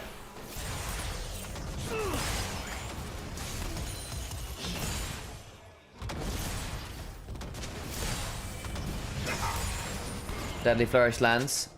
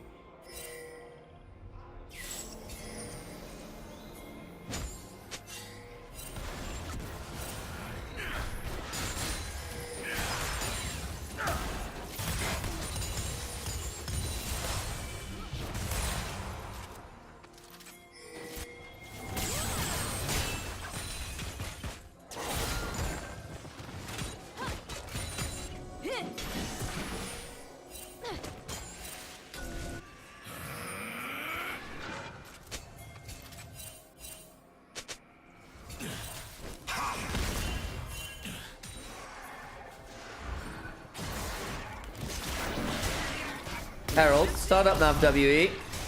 This Jin's in a scary spot. I don't know whether he needs to go for the rapid fire this game. Guess it keeps him a little bit safer from the Jin and the Aurora. Not the Jin, the Varus and the Aurora. Herald, started up, but Weibo here to play. Paris comes out with the Weaver's Wall. Tien caught in the middle of everyone, but they're going to try and reset, and Vampire just going to die, surely. Brawn passive finally comes on through. Get that one. Karis has the Eclipse shield, the Seraph shield, but it won't matter. They get another one. Xiao, who gets that kill. Cube now split off from the team. Spot up by that far side alteration. They're going to turn back towards this Herald, and I think the reset will be allowed for Cube.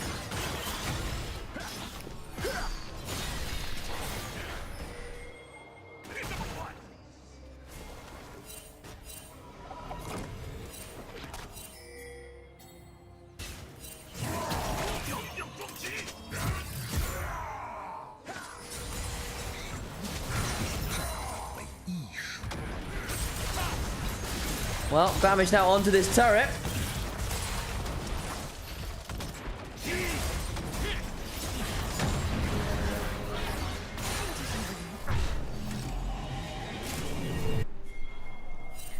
Get that one. That's first turret for WE. And they get themselves the feat strength. Have a look at this replay again. So it gets pretty messy. Vampire goes looking forward, gets the Zenith Blade, and kind of regrets his life choices in pretty short order, as Breathe manages to get into that backside. Brawn passive is there. And Karis gets taken out by the weirding.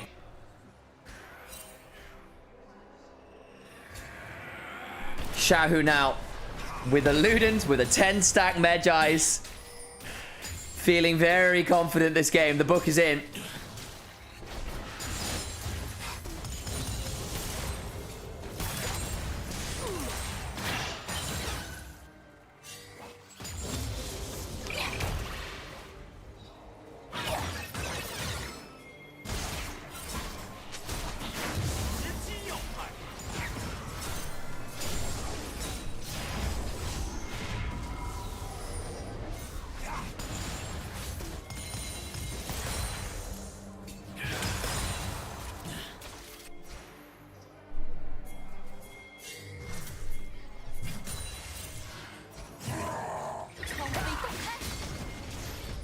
Turret under siege, bot side now. Weibo Gaming. Down about 200 gold. We've had a good couple moments. Xiaohu very, very strong. Monkey, head of the curve himself. Kraken Slayer and Sundered Sky completed. Makes his dragon fight quite interesting. Everyone else kind of that 1.5 item mark.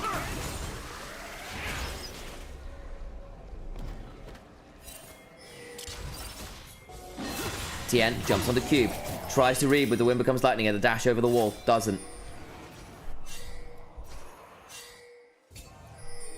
Vision trap set by WE. They're in the wrong side of the jungle. Weibo Gaming have already found their way into the river. Breed has teleport if he needs to join. They're playing for the tier 1 bot side and the dragon. Wave cleared out. Vampire looking for an angle. Mega Blast Cone in. But it's only onto the Brawl, who throws down a Glacial Fissure. Will eventually die though. Vampire flashing on out to safety. Between Worlds comes on down. Not that much damage. Breathe is finally here, but the health bar is not fantastic for WE here. For all that they have the man advantage. Dragon still being fought over. They think they can play this, can Weibo Gaming. Dragon secured by Tien. Got the Crescent Guard in the backside goes Breathe. He's on top of 4 members. Damage onto Monkey. Flash. Lacerate. Gets that one. The Drake set continues. Cube has to flash out to safety. Does so. Breathe. Slowed down by the captive audience. Deadly Flourish. Zenith Blade is wide. Oh no. That's a bad one from Vampire. How did he miss? Curtains are called though. That could be big. Hits top 3. Flash away, Breathe, gets the Drake step out. Cube looking for an angle. Deadly Flourish goes wide! No, it doesn't. It lands onto someone else in the bush. They get one incidentally. Breathe still trying to heal up as best he can. Gets another one. Might get Vampire as well. Stunned up by the Shield of Daybreak, but not before he takes Vampire with him. Karis looking with the threaded volley. Can't quite find it. Needs to be wary. No Unraveled Earth to work with. Gets the Eclipse Shield and the Repudiation, but finally brought low. I don't even know who won that fight. A team. Dragon at least was secured by Weibo Gaming.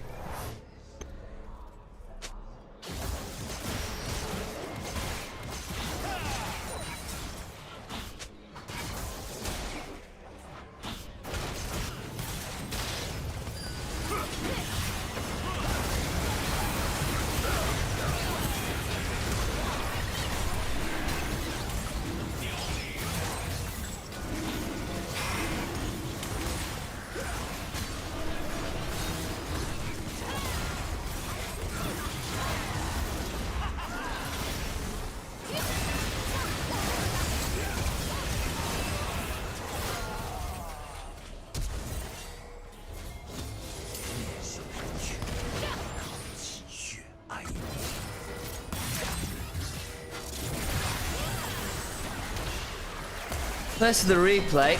This was a great curtain call. Tien thought he was safe. He's got a blast cone! Just take the blast cone. He walks back into it! Oh, Tien. That genuinely cost him more than they think it was. Breathe. Spares some blushes here. Gets Vampire and Cube.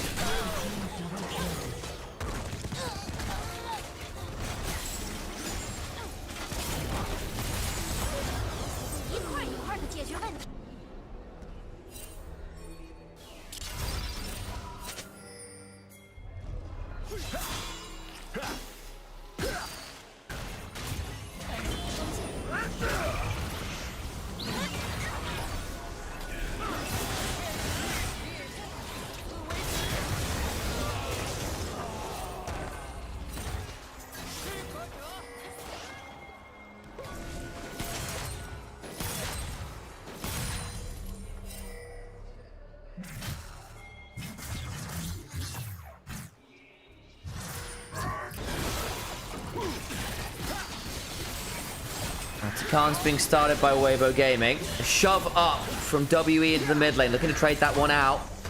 Xiaohu's there to clear out. They've got to have an idea that this is happening. A tier 2 for Atakan. Not worth. 2 tier 2s for Atakan. Slightly better, but I think with... Should I say that? Curtain call lands, and that's the book dead!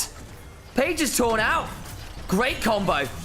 Now they'll get the tier 2 as well. Kill and 2 tier 2s for Atakan.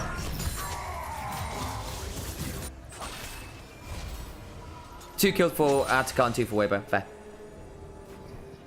I'll give you that.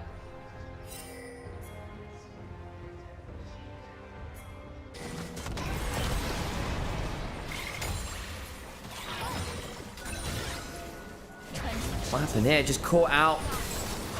Seismic shove. Oof.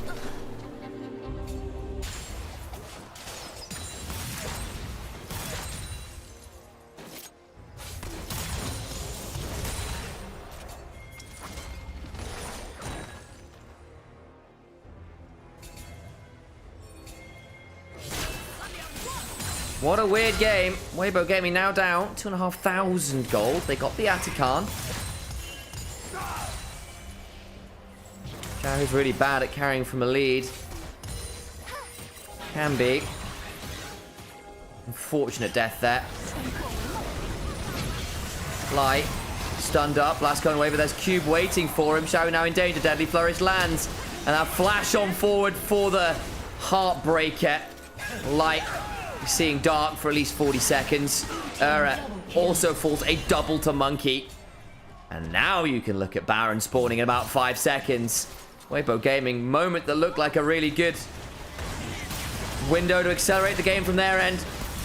Turns into full disaster. WBG can turn towards the Baron. Shaq's going to try and claim the tier 2 down here.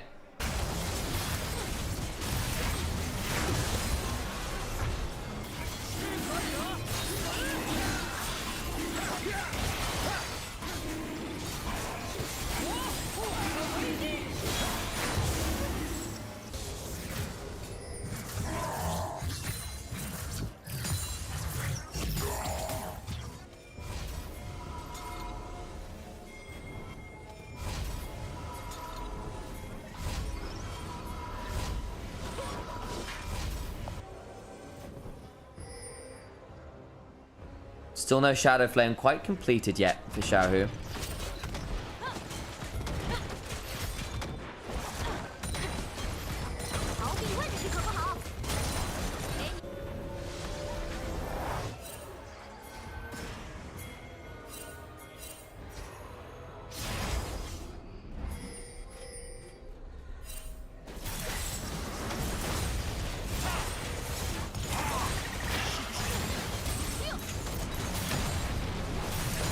It wasn't a 2-stack book, it was a 10-stack book, or a 12-stack book, and they lost a lot of pages, because Xiaohu ended up dying in a really ignominious fashion. He's now down. Fair amount of gold, and WE with this Baron, with the waves shoving on in.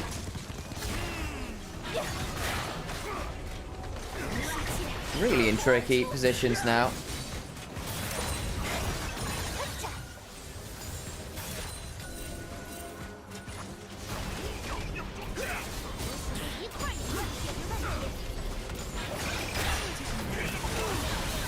Chains of Corruption lands.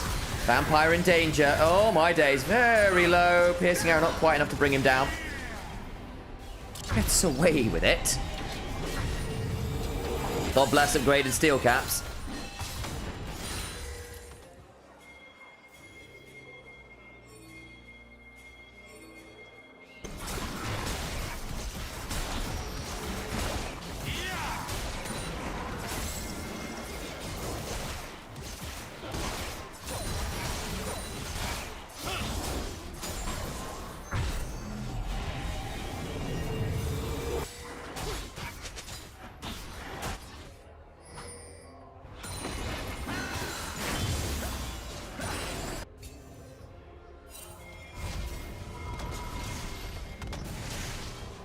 Oh, what? Hang on. Who went golden there? There's a broken arm gun for Karis. Karis. Oops.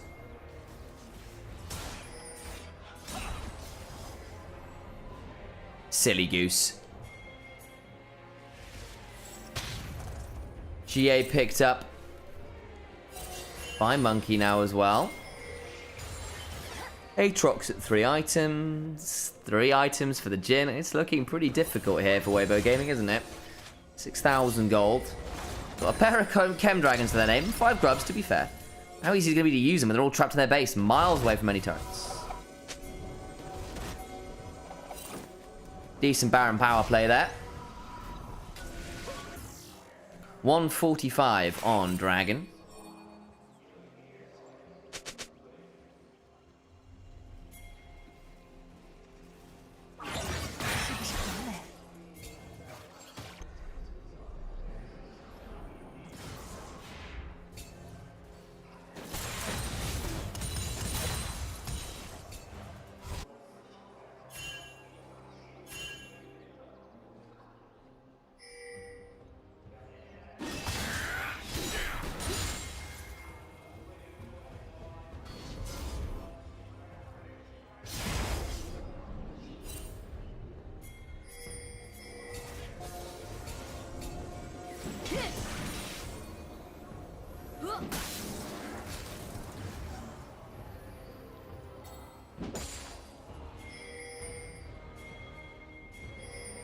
$50 seconds now on that Drake. Been a bit of a quiet moment or two while people set up. Of course, WE or Weibo Gaming don't necessarily have to fight over this Drake. It don't want to be third. It don't want to be soul point. It's only Chem Soul. It's not the strongest soul in the game here. Of course, quite good on people like, say, Viego and Aatrox. And Bessa, Braum, Shin's out. All pretty decent with it too. Like playing around those HP bars for sure.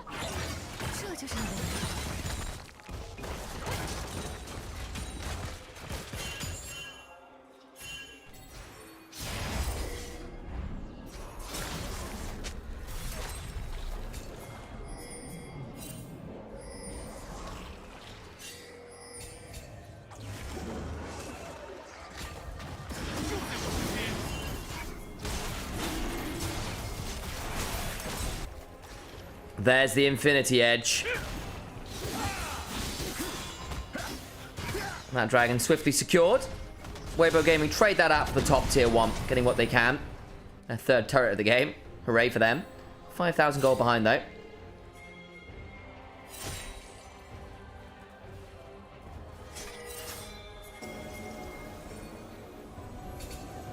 He just picked up an Elixir of Wrath. Did Taeyun. Wants to end it on the next big fight. Can't blame him. Baron spawning now.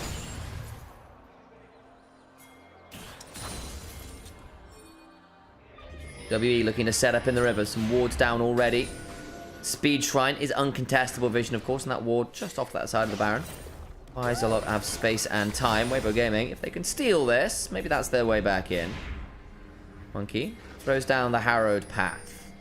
Looking to see whether anyone is lurking where they shouldn't be. Mid lane. They're up, forced to flash back out. Now in danger as the curtains have called. Light speeds himself up with the Ghost Blade. And oh my god! Braum just got annihilated. He's removed from the rift. Late game gym people. That's what he does. That's without popping the Elixir of Wrath. All the while, Breathe down towards that bot lane. Going to claim the tier 2. Baron coming on down light. Tien trying to play this one out. Carrot now on the angle, looking to turn this one around. They've blown up the bunny. Flash away from Tien. Baron secured. Breathe gets a tier 2. That's it. Tien now caught out with a deadly flourish into the seismic shove. Sure, he's got a crescent guard, but he's not surviving, is he? Monkey finally hunting for a bit more here. Light throws down the hail of arrows. The Harrow Spectral Maw will land. Light forced to cleanse. Era respawned. Gonna try and hold someone alive. Flash from Vampires interrupted, but the Solar Flare lands. Still going into the backline onto Light. They really want to push right now. Light still alive. Finally goes down. Monkey gets that one, but is CC'd before he can steal the body. Can look to go and steal it off the brief spell of the GA. Does so. Now Monkey in the form of Light claims another. Breathe alive. Everyone else dead. Xiaohu up in 4 seconds, but I think this will be game for WE. If not now, then on the extended shove. 30 seconds on Light. 10 on TM. Nexus turret now to seize the Jin. Really beginning to pay dividends with the build.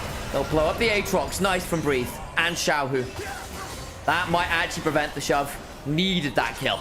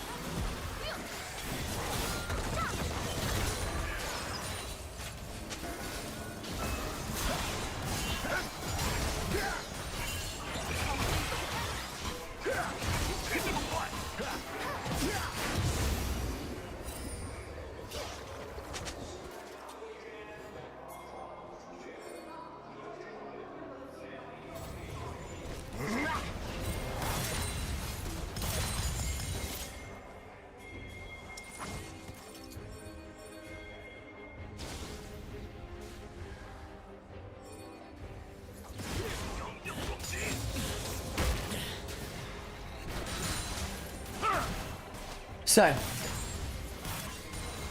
Weibo Gaming looking to try and survive as Karras has gone very deep. Flashes away. Public Execution is wide. Can't quite secure the pick onto Breathe, who's still pretty scary on this Ambessa. Shove onto Ura. Oh no, the Braum, not again. He will get eviscerated. Monkey steals the body. Now in the form of the Braum, looking for another reset. Hops on forward with the Heartbreaker. The Bunny will at least claim one, but is claimed in turn. Rabbit for dinner. Light, though, with a good arrow, claims out Monkey. That could be problematic. Now a 3v3. How did Monkey end up dying at the back end of that? I'm assuming he was in the wrong body and didn't have a GA to work with. Oh, because it was still on cooldown. The carries are up. But now, here comes Tien and Breathe on a flank angle.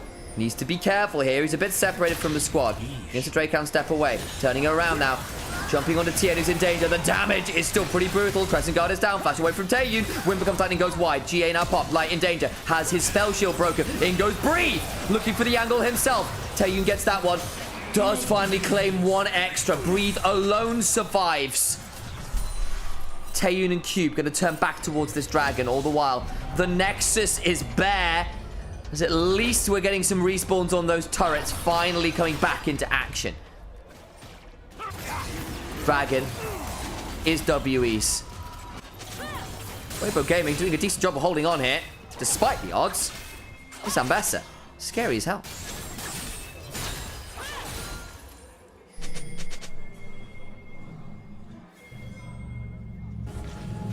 So, in goes Karras, trying to pick off Breathe, and Breathe goes, "Are you sure, my friend?" If that Public Executioner landed, it could have been a bit interesting. Taeyun opens the curtains. Xiao has got an Elixir of Sorcery, and they try to pop Ura and do so. In will go Monkey in a second or two. Karras goes Golden, trying to stay alive for a second or two, and Xiao flashed on forward to secure that kill. Then up to Monkey, it was just an arrow. It is. Starts trying to clear out a ward. Burns on out. Nice.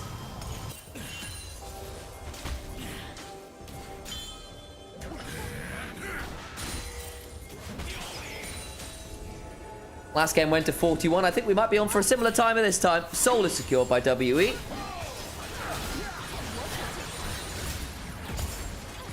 This game has been slog. Taeyun still unkilled. 9-0-7. There's a menace on this Jhin right now.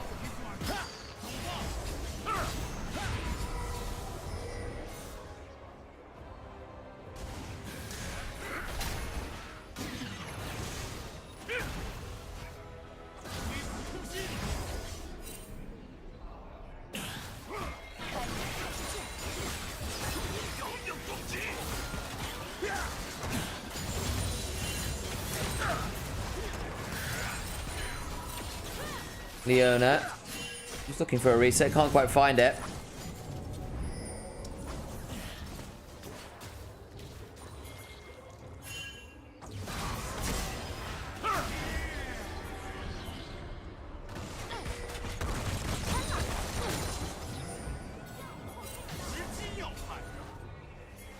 Over we go. To the Baron. Weibo Gaming on it. Down to half HP. Kara's looking for a Weaver's Wall. Does so. Splits off 2. Xiaohun'er on the wrong side of it. Baron secured by Breathe. Weibo Gaming get it. Need to reset now as the curtains are called. Looking to get out through this block as Ura with the door. Prevents a lot of the damage. 4 shot wide. Still going to kill off the Braum. Body secured. Xiaohu dead as well. Now a 5v3. Trying to get something back as Vampire finally falls. Breathe into the backline onto Taeyun. But gets shoved away. Tien also there. Taeyun continue to run away. Flash off one from Weibo. But they can't secure the kill. He's still at a GA anyway. Monkey now trading up with Light, who needs to be afraid of the Harrowed Path, waiting on that Spectral Maul cooldown, you have to imagine. Gonna jump onto that Varus. Additional kill now. Breathe, the last remaining member of Weibo Gaming. They got the Baron. They tried to find a proactive way back into the game, and WE say absolutely not. They got a wave. They've got some half-H Nexus turrets that have respawned, but they're rickety. They're jury-rigged. They're going to fall to pieces in a moment or two. Breathe tries to clear out the wave, but it will not stop the Nexus from falling apart. The GA is down, and the Nexus falls. WE find their second series win in as many series. 1-6 no longer. 0-6 no longer.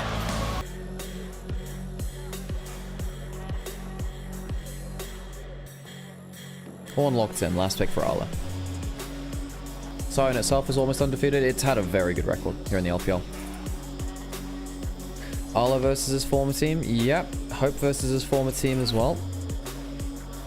Some crossed ties in history here. Full drafts locked in. Much lacking front. Yeah, much more frontline for JDG. That's something that AL kind of lacks. They have a bit of Galio tank, a bit of Karma Shield, and a bit of Shinzo ult. They do, however, have very good range with the Varus and the Galio, which is something JDG somewhat lack. You have to pull the trigger pretty hard with the Ornn. Jhin W sometimes leading up into that. Off a little bit, but can still slow people down into those skill shots, which can be very important. Let's get onto the Rift and see how Beijing's feeling.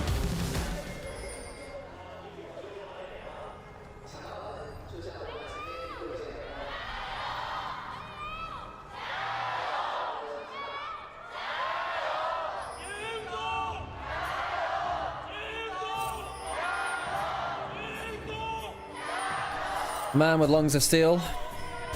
Present here again. Always a pleasure to hear his voice.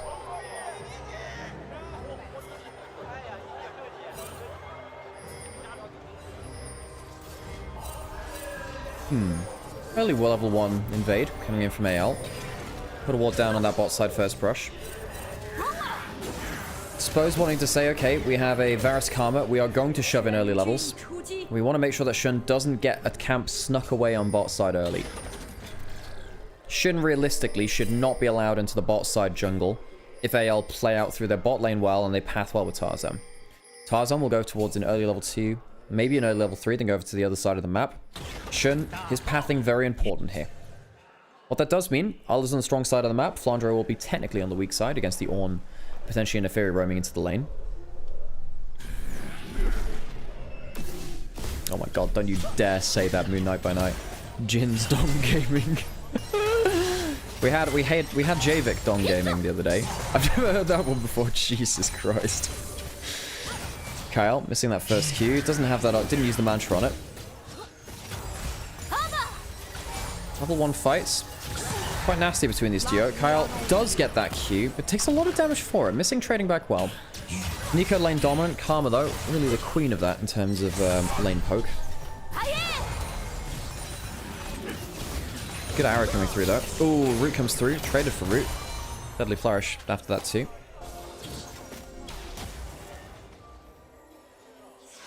Flandre, great trades early against Arla. Flandre's had a good, yeah, it's fair to say good resurgence this split. On an individual level, of course, last year had some very good moments on JDG. These two top laners switching organizations coming into this year. Flandre and Sheer trading time up on the JDG organization. What happened to here on the top side then?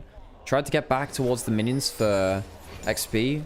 Couldn't proc that brittle, and Flandre takes a good trade off of it. So Shun has got towards his bot side camps now, but runs into Xin Zhao. Bot lane's going even enough that both of them can roam. That's important. I think if Hope and Kyle had managed to zone off Pays and Missing from their wave, maybe there'd be a bit of a different scenario. Fighting for a smite now. Pays has that fourth shot. Fails to get it, though. Tarzan will get the buff from there. If he goes... What's the plan now? Does he stick around for bot scuttle? No, I don't think so. So not the full lockout of Shun from the bot side jungle. He does have all of his top side camps available, though, worth noting. So the Xin Zhao should still get ahead of the game. Tarzan, of course, one of our best strategists in early pathing.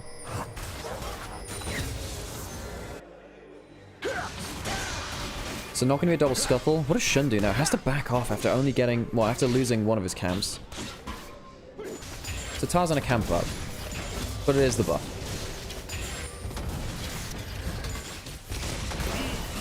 Good trading for Flandre.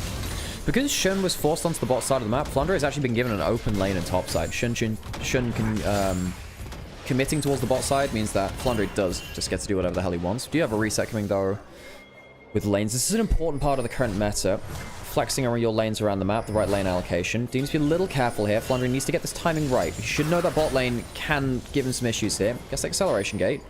Will have himself. Form change. Where's that E coming through? Does he have to flash it? He does have to flash it, I think. Chooses not to. Flashes then instead. Have to sing that Jin W. Very lucky to survive there. Of course, only the half duration of the route, because it didn't go through an enemy target first. Scout going for the Conqueror, by the way, on the road. Better extended damage trading.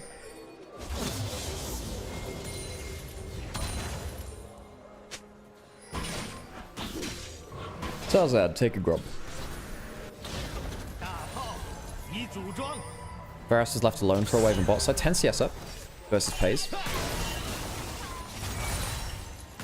Not the worst this early game could have gone for JDG, but still, a little bit worrying that AL's winning lanes are doing that, of course.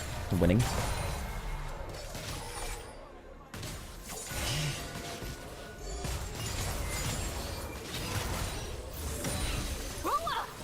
Dragon available, Grub's coming up in a minute. Kyle deciding to lane with Flandre. The Varus still kind of farming up. Ooh, is the root going to hit? Dodges out on that. Flandre not able to find an all-in, though. Still, the second part of that W damage. Helping chunk down the HP bar of Missing. Means that he won't have good HP to go towards this Grubs on the top side of the map if they do want to contest that. Hope now clears up mid lane. Anyone's life been very good at that lane management. It's not often that we see, like...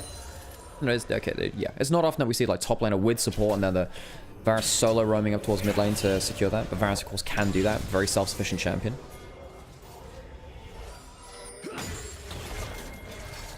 If you're going to learn about lane assignments from an LPL team, I think AL are the team right now that do them the best.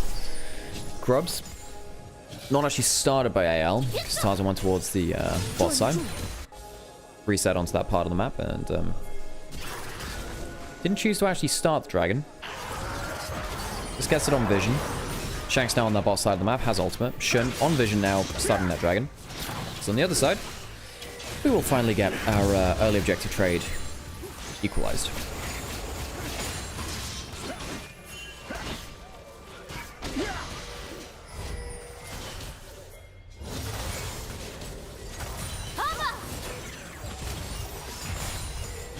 Flandre losing some XP from this is worth noting, because he's not going to get the solo XP from being against the Ornn. Varus getting that instead for a lot of this.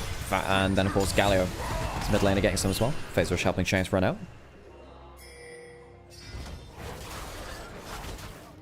Shun slow to take this dragon. Means he's lost some farming time. Tarzan a little bit more time efficient, this clear. Did have someone coming up to help him, though, in Hope.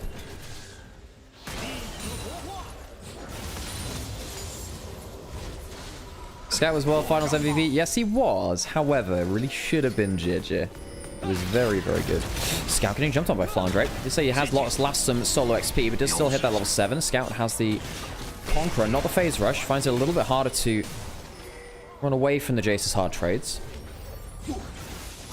JDG outscales pretty hard, I fear. They have easier engage with the Ornn. They do lose side lanes. It's a bit rough. I think Varus is also... yeah, look, I don't think it's a hard outscale from JDG. Because... Look, most of the time Calm would fall off. Because it's Kyle, I trust a little bit more. No, they do outscale. Neferi outdamages. Ornn's better engage. You have Realm Warp for X Factor. And you have stuff like Jin W, which makes it hard to kind of do that fencing match of poke. Having said, Ayal, do you have good early pressure here? I think we're getting up towards the point where you get to, you know, 1 item. 2 items, I think, especially for Varus and Jace, where JDG can really struggle to stand up to the poke. No, Scout was awesome with that wall. Ooh, all judged away from, missing. Lucky to get away from that, missing a player which we've had our eyes on an awful lot. Feels like every caster brought that up. Last series in particular was pretty poor from them versus Weibo. One of the big reasons they lost that series.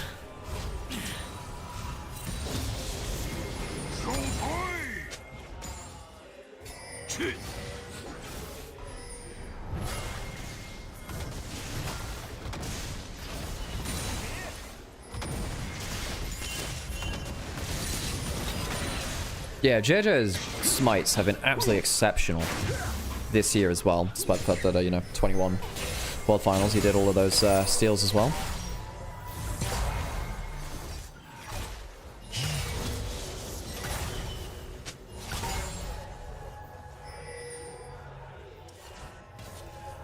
Is JJ still playing? Yes, he's IG's jungler right now. Invictus Gaming, that's his jungler. No, that's his team, rather. Why bother going row with Galio? Because he always was a row builder and allows him to be a little bit more high damage. It's a cheap item. I don't think it's bad for Galio, actually. It loses you some lane control, but you're already getting into the point. Well, yeah, it loses you some lane control. It means you less tanky, but I think in this comp, being a tanky Galio doesn't actually save you, I don't think. Camp steal away. Kyle will spot what's going on. No big fights just yet. How am I feeling now, Zareth? Not great still. A bit feverish. But we move, and it's an important series, so I want to do it justice. Knock up lands. They have the W. Does now. Was a little bit too soon. Winter of War now up. Scout rocking that full Conqueror. This is passive. Can run at him. Of course, get a lot of extra adaptive force. Scout playing the 1v1 well there. We don't see often the Conqueror on the rise in the current meta. Used to see it at points in the past. Flandre. Knock up range of that Q. Just comes through. Brittle Pot comes through. Now actually is within ult kill range there, so just be careful. Good trade there from Arlet. And as you'll notice in the bottom part of your screen, top lane CS advantage, not existent. AD carry, yeah, there's a little bit there. But JDG, if their mission was to survive the early game, I think they've done it. Don't think the Varus Karma did exactly what it wanted to do. Didn't smash lane in the way that it wanted to. Tarzan's not got ahead of the Neferi, especially. You know, 2 camps, but that's it.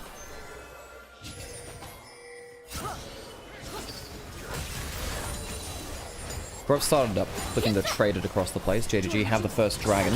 Don't want to give up Grubs and allow Jace to just kind of Astro gap in side lanes. One of the big things that JL can play around is a win condition. What are we going to do here? Smite coming through. Shin not wanting to use the smite, instead going for an engage. Maybe just ignoring the growth, so that's a bit of a flubbed one. Shin Zhao has the Crescent Guard, but I don't think it's going to help him that much. The Galio ult, though, might just turn the tides. First kill comes through onto the Nico. Reset coming through from Shun, and he's going to jump over the wall. Hope you shouldn't have flashed. The dogs will chase. And it's hunting season. Hope's on the menu. Shun takes that kill. Bad engaged by AL. And now the early game composition, which should really be winning through lanes, is behind gold. Didn't get the grubs that they wanted. And also the Neferi's online. Disaster for anyone's legend. And JDG, a breath of hope for them here.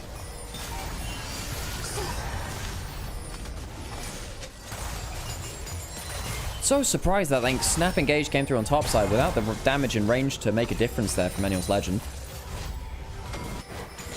What was the thought process? Gets the Q stacked up. Doesn't get it stacked up twice though for the instant knockup. So Scout gets out. If you kill Scout, yeah, I think that's a decent way to run through it. Killing the support Nico, not the best thing. Great help from Malo, of course, too. Splits up the team. Double knockup. Shanks goes down. We didn't see that. Hope was the one that died there.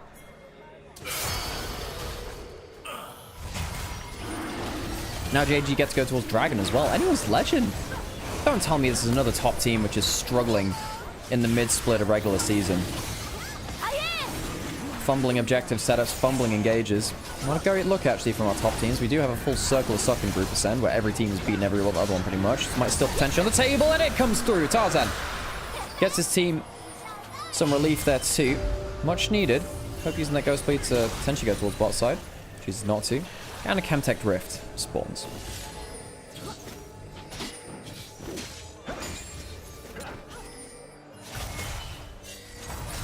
God, that's a fed Neferi. 102. First item. Obviously there. Second item on the way at some point. I suppose in this game you go towards the Shojin rather than Black Cleaver because you don't have as much magic damage in your team.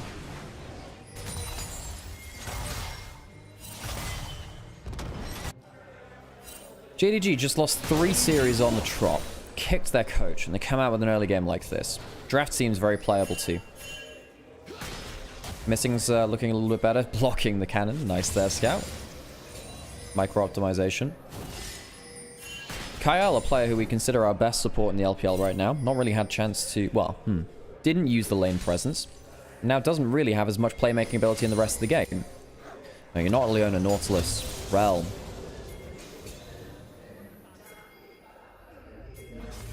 You don't have the facilities for that big man. Tarzan spots that shot. Goes forwards. Into the Eclipse, of course, of the Neferi. You can see that the Neferi can trade back fairly well.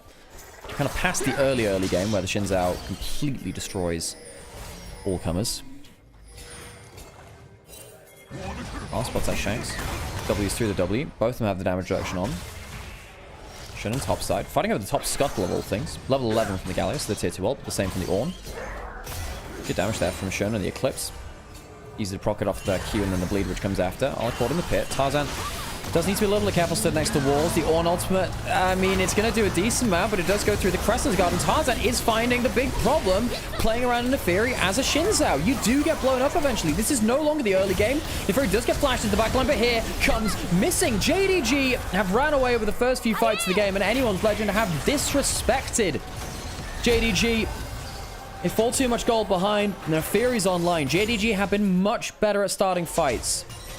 Arla's Ornn, pivotal. Shun cleaning up the fights.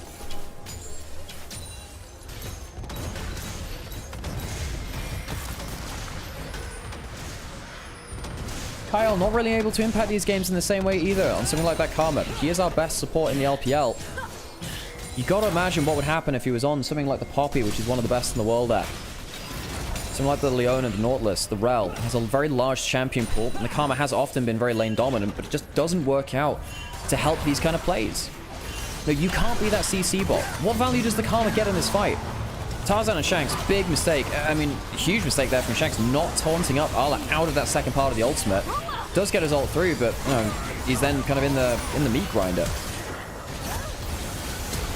Missing, not achieving anything in that play really, but still. We expect more from anyone's legend, especially such a great player like Kyle on the bot side. Against a player like Missing who's struggled a lot recently.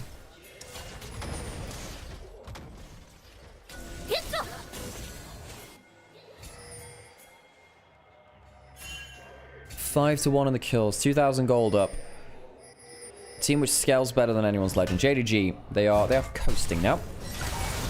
Happy days for them. After having 3 losses on the trot, it's exactly what they need. Pay's going for the Ghost Blade build. Did we hit from Tarzan then? That's the Karma Shield to keep going forwards. Herald started up. Ornal comes through again. Arla being magnificent on this so far, but this time the Varusalt stops it. Is everyone else safe though? Shin goes in, gets rooted up by that Karma. Maybe Kyle can make a bit of a difference. Tarzan does have that flash. Can he use it to do anything important? No, not really. So JDG, get out from their failed engage. Decent anti-engage there from the Karma. So W down onto Shin. Anyone lose anything important there? Hope's flash. That's the important loss. W landing. Arla still very tanky. You can see the range of anyone's legend. Very important here. Arrows are missing though, which sucks.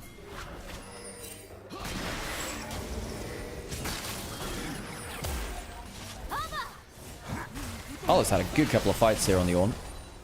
Especially with rumors him potentially looking at, well, JDG looking at replacing him. Statement game from him so far. And fighting over the Herald, of course. Scout, while all this is happening, happily around bot side, 1,000 gold up. Scout's Rise, of course, notoriously strong over history too. Who's coaching JDG after CV Max left? I believe their assistant coach got promoted. But I can't remember who that is. Dragon available. Tarzan stole the last one. It means that JDG haven't got everything, I suppose, out of their rampancy over the last 10 minutes or so. Herald started up again. Anyone's legend, what's the plan? Do you contest it again? Stop the Herald going down? Are you that afraid of the Herald? What is the plan from AL, actually? Just in general. Gotta make a power play at some point. Tarzan has his ultimate again. Herald pulled off of by JDG. They see that. Half HP. Realm Warp coming in from Rise to open up a different angle. Missing flashes out, which means part of the big engage is now gone. Arla has his ult in a couple of seconds, though, and that cool little Forge God could be oh so important. Knockup comes through, interferes into the play. Galio buying some time, though, and Scout has to flash backwards. Missing only gets the ultimate onto the Shin Zhao, and Ornn starts to fire off. Scout goes down. That's a big part of the damage now down as well. Tarzan going forward to remember that. Sunder Sky gives a lot of healing. JDG, you played so well in the early game. Felt like they were in such a good spot. Lose 3, all of their topside members for just the jungler of AL. Very surprised they lost the fight in that position.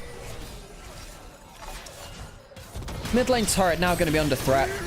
Demolish going to be taken onto this tower here. That's a full mid lane out of turret. Potentially a blah blah blah. Taunt coming through as well as Missing goes down. Words, who needs them?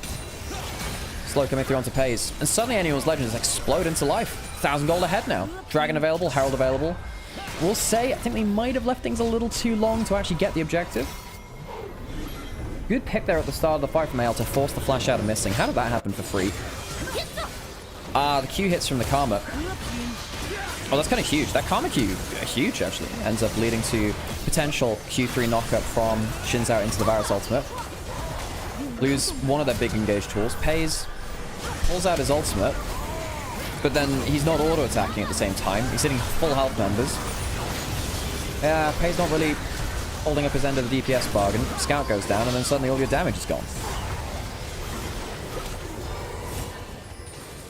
Not sure Pays was in the right there going into his ultimate at that point. Herald now stood up by anyone's legend. JD not able to do anything on the reset with regards to objectives, but they do get that tower on the bot side.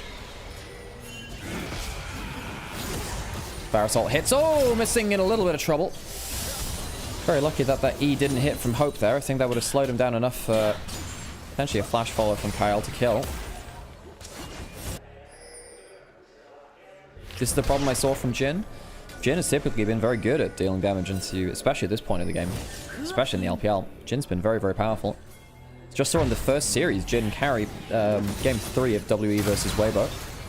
Kyle walking forwards. Pays with Cleanse and Flash, has Ghostblade as well. Very hard to catch this Jhin.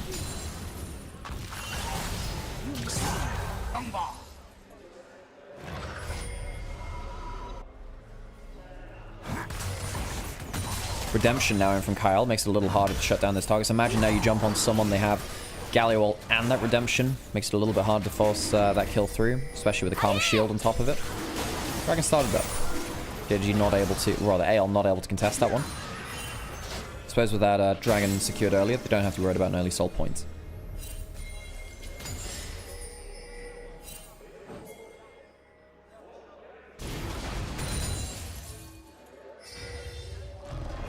defended mid T1. They lost T1. They lost mid T1. That is, yeah, that's a thing that they lost. That's a big strategic loss now for JDG. Not having that mid tier 1 means that they, more at risk of getting a random pick onto them. Parasol over a wall. Gallywalt, Tarzan onto Tarzan's head. What's the plan now? Scout. Ooh, Tauntland's here. Herald used to tank up the turret. Teleport's coming through. Herald will charge the top side. Scout used that passive. Teleport now coming in from the Ornn. Do they get themselves the cancel? No, they don't! But it doesn't matter because there's a man left behind. Turret goes down. The Herald smashes through. And JDG are caught flat-footed. Caught so flat-footed, actually. It feels like their ankles have just snapped. Kale rides the Herald into battle. Not sure about that one. They lose a tower, they lose a kill. No cross map. JDG maybe expecting the tower to live longer. AL, creative play there on the top side.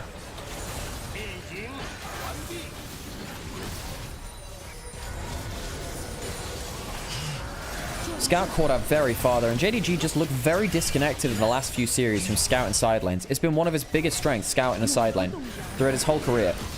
When I look at teams of Scout doing well, it is Scout getting value out of those turrets, especially the outer turrets and side lanes. Getting shredded by the Atakan now. Jhin going to start pulling that ultimate across. Does a lot of damage now. Remember, Atakan shreds them through. And I think they're panicking. Has to be a flash away from Tarzan. And Scout gets in to the play. What are you doing? Sat there onto the Atakan, losing 50 resists each. Hope will flash. He has a barrier. Shun can't follow for the kill. But anyone's legend. It's their turn to make a misinformed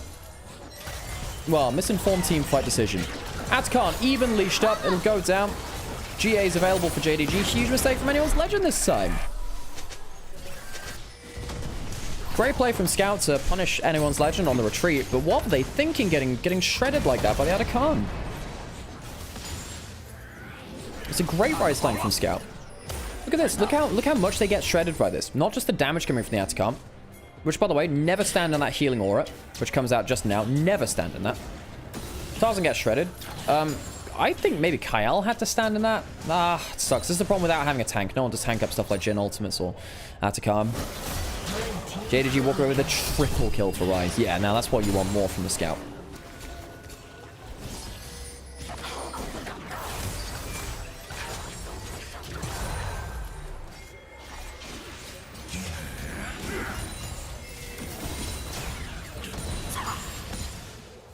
Scout, now he's fed. 2.3k up, 3 items in. JDG can send him into a side lane, and with the Zhonya's makes it much harder to kill him, especially with the GA too.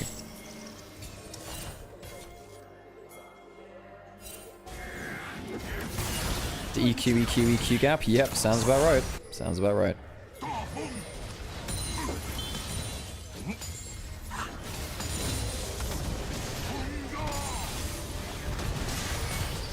Pushing in towards the inner turret now.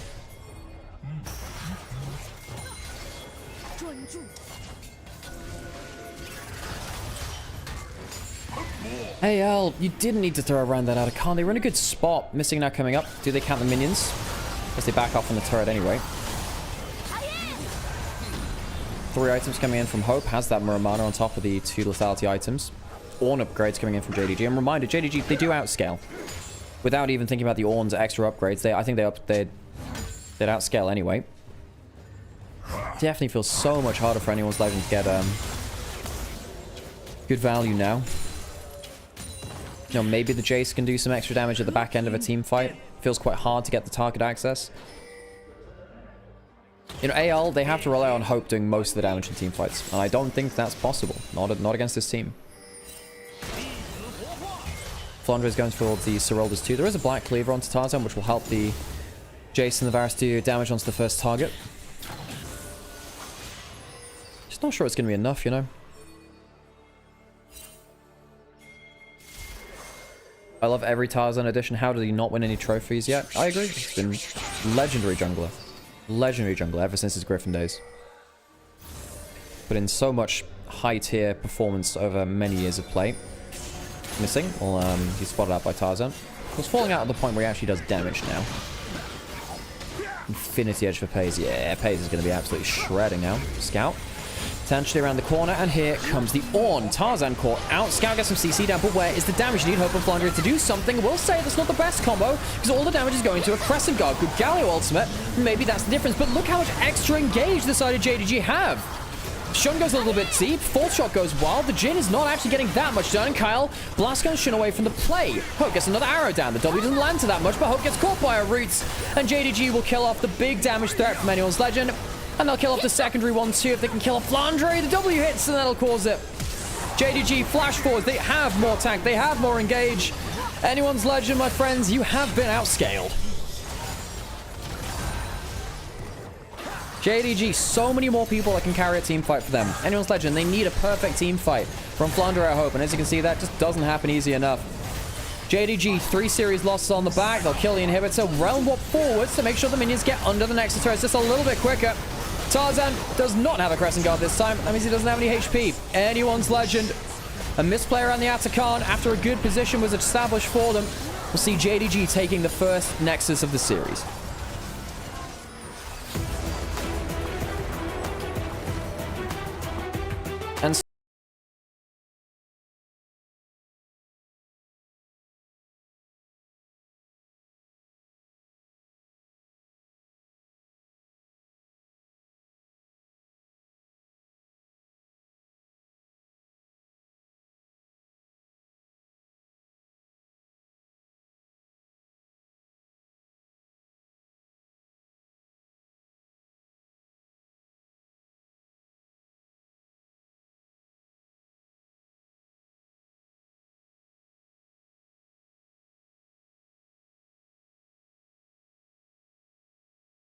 And color me surprised. Color me surprised over in Chinese League of Legends.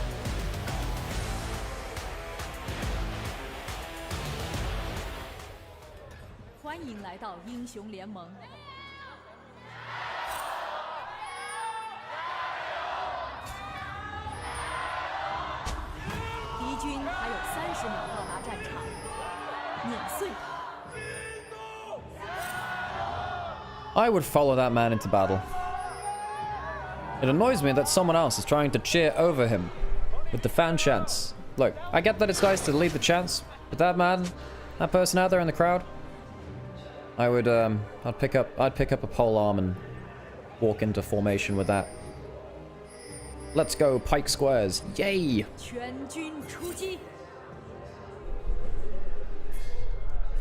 I watched a YouTube video not too long ago, which is 7 Pike Squares, or Pike Formations, and how they changed warfare of their era.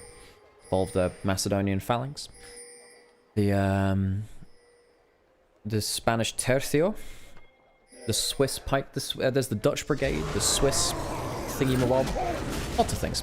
Oh, starting with the W, helping leash out on this objective, on the buff first off. Gonna get late to lane, but helps Shun clear through the jungle quicker. All knowing, realistically, no way you can test that early lane anyway. Flandria will be bullying out very, very quickly there. Good level 1 hook. Kyle doesn't choose to cast anything back. Can use that Q to interrupt, but I guess didn't react in time. Now it means that they lose control of that lane. That's a bit of a problem. Looks like AL outscale this time. I don't know. I don't actually agree with that. 5v5 got Scion Maokai, which is so nasty. Level 2 now being contested heavily. Hang on a second. They're going to lose the level 2 race. It's a little bit scary there, actually. Hope looking to see if we can get that passive proc. Can't.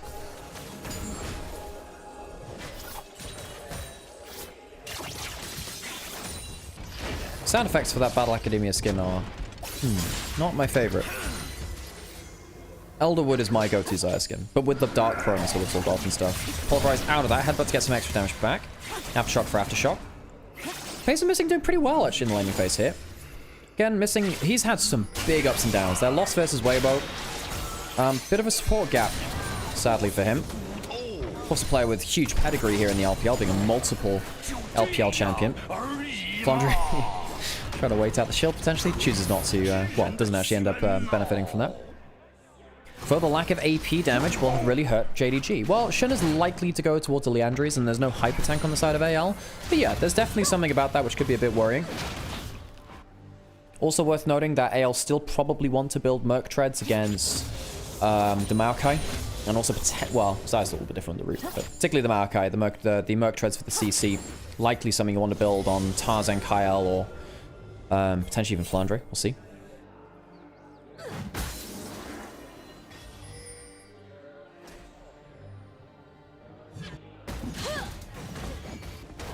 I feel like the Maokai pick was a must. Shun doesn't really like tanks. His Sejuani's good. I like his Sejuani. I do like his Maokai. He played very well on them throughout his time on BLG. Yeah, typically he's a guy that's played towards more carries, right? Or early game skirmishes. Doesn't mean he doesn't have skill sets. But Ali, you're positioning in the wrong position there against the Poppy. It does get a little bit of that wall sun coming through. Spear lands. And this is the problem where you dive against a Scion. Too much HP.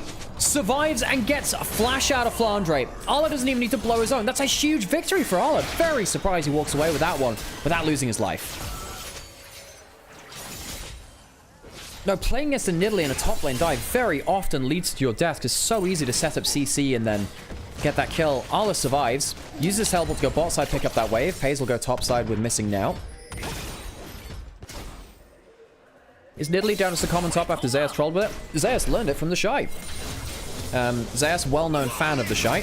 Has often scrimmed with him over many years now. The Nidalee top is the Shy special in a lot of ways. For pro play. Mirwin obviously did it before as well. Mirwin over in EU.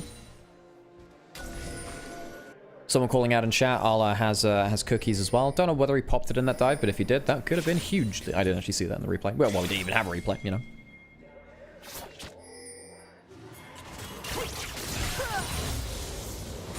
So, early game's even. Should have been ahead from AL. Not to be the case just yet.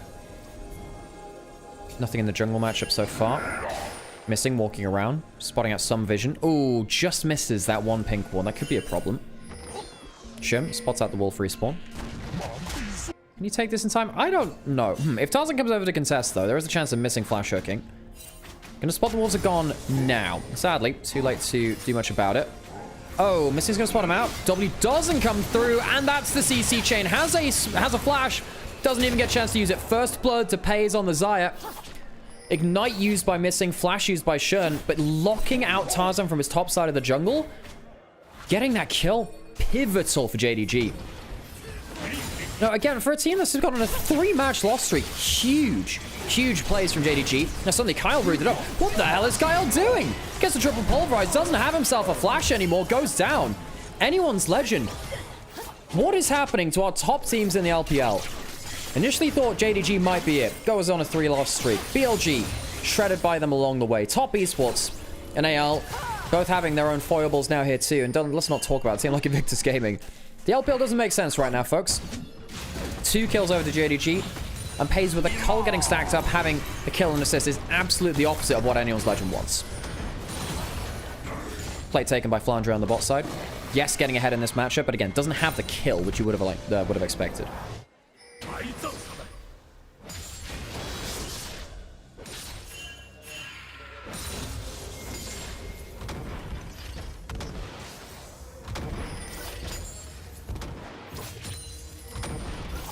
Pei is in a very good spot now. Such a good spot. A little bit lower on the XP, so Hope got some solo XP, but still. Xayah against this kind of composition feels very, very good if AL misstep on the engages. Shanks, good damage from the Azir. Going towards the Leandries. No, not full Leandries first. Knockup, so he pulled the ultimate out as well. Getting some extra auto attacks through. Not pulling out that face sealed. Hope losing most of his HP. Grub's already taken by AL though, so Hope not necessarily needing to stick around on top side for anything important. Scout now freezing the wave. Now that could be a bit of an issue. Losing out random bits of farm this early into the game can be very important.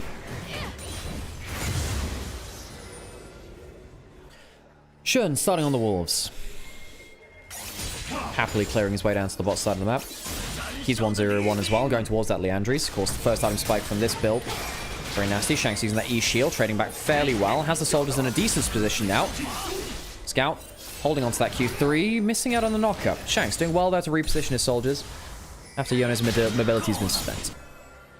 Yo, can you teach me trig? I actually do have a physics degree. I can teach you trigonometry. I have a physics degree from the University of Sheffield.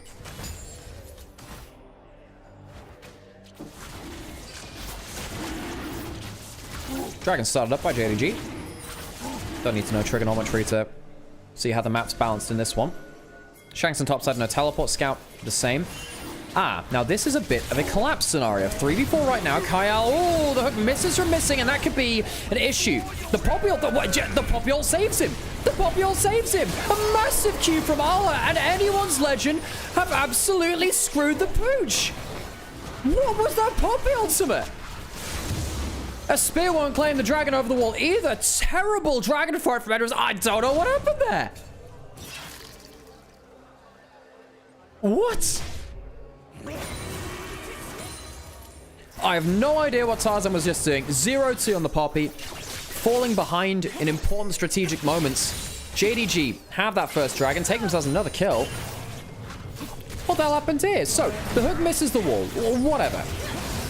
What the hell is this Poppy ultimate? Feiglinger!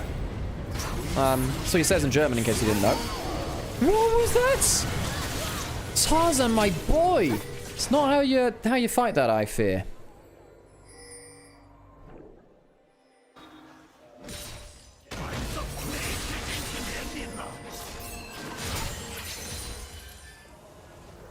Yeah, I don't know about that, Tarzan. And now, you know, JDG are 1,000 gold ahead. Very cute there from Ala, actually. Good trade, actually, in general. Flandre gonna eat another Q. Luckily, gets out just out of range, really, before Ala would be able to stack up towards a bigger decimating smash. Only 300 gold ahead in this matchup. That's not enough. I know it's only 10 minutes in, but it's not enough. The sign is going to be so much more useful. Gold in mid lane maybe matters a bit more. 1,000 gold up for the pace, and that's before the Cole stacked in. E-forwards again. Shanks does save his Q. The thing what Shanks is doing is he's Eing into the Yone, knowing he can't outrun him. Gets the shield, gets a bit of damage. Then positions between Yone and his return point. So we can use the Q onto the return point to make sure the soldiers have continual uptime for auto attacks. He's playing the matchup well. Shanks playing the matchup well. I don't understand the LPL sometimes, folks. Anyone's legend, a team which, hang on a second, ulted back. Good trade onto him. Shanks, I suppose, just resetting after this point. Has the teleport to get back out onto the map. Missing. Spotted by Tarzan. Has double boss. Going towards the Sundered Sky, which helps Tarzan do a little bit more damage. Grub spawning now. Hey, it's not bad damage there, actually. Very good damage, actually. Still 20 stacks on his Cole to come through. 10 CS ahead in the matchup. 3-0-1. Xayah can sometimes struggle in the meta, but hey, when you're playing like this, and you have a composition which does like to dive into melee range of you, Paze can be very, very happy. Lala, good trade again. Gets a grass proc. Hard to get grass procs in this kind of matchup. But hey, get something there. Grub's going to be taken by JDG. I don't think there's even going to be a contest. I'm not sure about that one. That was a little bit spooky, actually. Potential of a pulverize into a flash headbutt back. I suppose Carol might have died, but he did have that ultimate. Oh, flash wall stomp. Is that enough? Going forwards with the Kaiser. I don't think it's going to be enough, though. And they've thrown into the Xayah feathers. That is very questionable indeed. Scout has flash, has ultimate. Can use A a little bit later, too. Scout actually maybe going a little too far himself. Wall stun on the other side. Missing flashes over and gets a hook to end the fight. Shanks is still alive and has stacked up the lethal tempo, but he can't reach the targets he wants to. Another decimating smash. Ala always early to the play. And JDG are wiping the floor with anyone's legend. Great game from Ala. This Scion has been pivotal to Jingbong Gaming. Flandre takes a chunk out of the bot turret. Tarzan had a couple of very good wall stuns there. I think he played that well. But when they failed to take that first kill, you start to see the issues. They don't have the best consistent damage unless Azir is kind of in position. He's not at the start here. Fantastic Naughty Assault. That Naughty Assault stops the kill combo from being clean. Shun gets to return fire with a big combo. Yes, Shanks comes in. Force the flash out of hope. Luckily, that Spirit Cleave comes in for Scout. Otherwise, he would have died much more quickly. Escapes with a hit over the wall. Yes, Shanks finished him off. It means he has to use the flash for that. Can't flash out to safety. Another big problem with this too. Why are you not starting on the Xayah? Xayah's 5-0-3. Still hasn't got that cull cashed in. Hayes is very, very happy now. I don't understand what's happening in the LPL right now, folks. I don't understand it one bit. Who are our top teams? Who's our top team? I'm not sure I can give you a confident answer right now. I would have said AL maybe before the series. Definitely not JDG, not after their 3-game loss streak. IG, the less said the better sometimes about consistency. BLG have a lot to prove again. JDG now moving towards the bot side. Shin goes forwards, has the Leandries. Pulverized by Kyle. Doesn't stop Flandre getting caught under the turret. Knock up into, not quite root from the feathers. But the Nautilus ult will soon change that. Lots of damage comes through, and the Poppy ult hits a minion. It hits a minion. Tarzan. Well, there's a reason that character was lost in the jungle. He didn't exactly rejoin the society for a little bit either. Maybe AL wondering when that'll happen here for them in this game. Really solid series from JDG. Yes, a bit of a throw around around Herald fight for JDG in that last game. But outside of that, clean play from Arla. I think Arla's been my player of the series by quite a long shot. Dragon is going to go to anyone's legend, but the kill's going up to JDG. 1,000 gold lead in the jungle. 2,080 carries. The cull is finally cashed in. I don't see how anyone's legend cleanly deal with Desire. Normally it's like, well, you know, if they have flash and ultimate, it's hard to deal with them. I think he just needs one of them in these fights now. You don't have the Nautilus ult, you don't have Leona ults. First turret is taken by anyone's legend. Objective, the next objective to spawn will now be the feats of strength. Scout. Sidestepping the Q. More damage on the tower. Hey, Lamboni, how's it going? Missing. Hook's out of danger. Hang on, is he out of danger? Questions, actually. He's not in danger. He is the danger. Kyle forced over the wall into a brush sapling as well. Kyle needs to be a little careful there. Arla has teleport, hitting the bot side turret. Does he have demolish? Well, he's taking a lot of damage to see the way. This Scion is going to be unkillable, folks. Arla is going to get so much more gold than you expect. Against the top lane Nidalee, you expect the Scion to not be able to play the game. That's not the case here. Flandre not able to get enough out of the early lane, and the Scion being ahead in gold against the top lane Nidalee is worst case scenario from Anyone's Legend. You do have tank killing potential in the Azir and the Kai'Sa. But that is still time you're spending killing the Scion and not the Xayah, who has almost 7,500 gold in 16 minutes. That's ridiculous. 1.5k up on the next richest member, and that's his own teammate.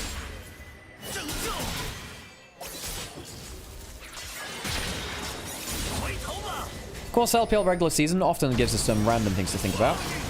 Misses knocker. Gets the QW back. Tanks up the tower shot with a Spirit Cleave shield. Such is the way of Yone in side lanes. Look, we've had a lot of LPL teams in regular season do some strange things. End of the day, grand majority of these teams will still be going into playoffs regardless. We expect, you know, TT. We'll see whether WE and FPX will be able to claw out of that hole. We'll expect, you know, most of these teams in Group Percent to be making their way through to playoffs. Perhaps learning is the end of the game, but I think a lot of the learnings about team compositions, objective setups right now. Objective setup in favor from JDG. Good vision control. Tarzan blows the W. Poppy ult, is he finally going to get a good one? It's too long range away, isn't it? Charges it up. Doesn't hit anyone. That's 3 awful Poppy ults from Tarzan that I count so far. Kyle does have flash, can maybe go for a play. Flash 3-man pull, but it doesn't actually connect fully onto the Xayah. Pulls out the ult, and now he's just going to die. Do you like your steak medium rare? This one's becoming a little bit more common than rare, really. Arla gets through into the backline with his own ultimate. And anyone's legend, another poor engage, another lost objective. Feats of strength up for JDG. And Pays gets out with just the ultimate. Kyle, poor series from him. From someone we've come to respect so much out here in the LPL. He has been our best support here. Pays doesn't have his ult flash coming through. This might be the play they need. The wall gets the wall stun from the Azir ultimates. Hope flies through. And that's an important shutdown. I'm not sure they'll be able to find anything else, but it's good gold back. Something which AL have failed to do in this game. They get a shutdown onto Pays. Very important. Good gold going over to Hope, who closes the gold gap from 2,000 to 1.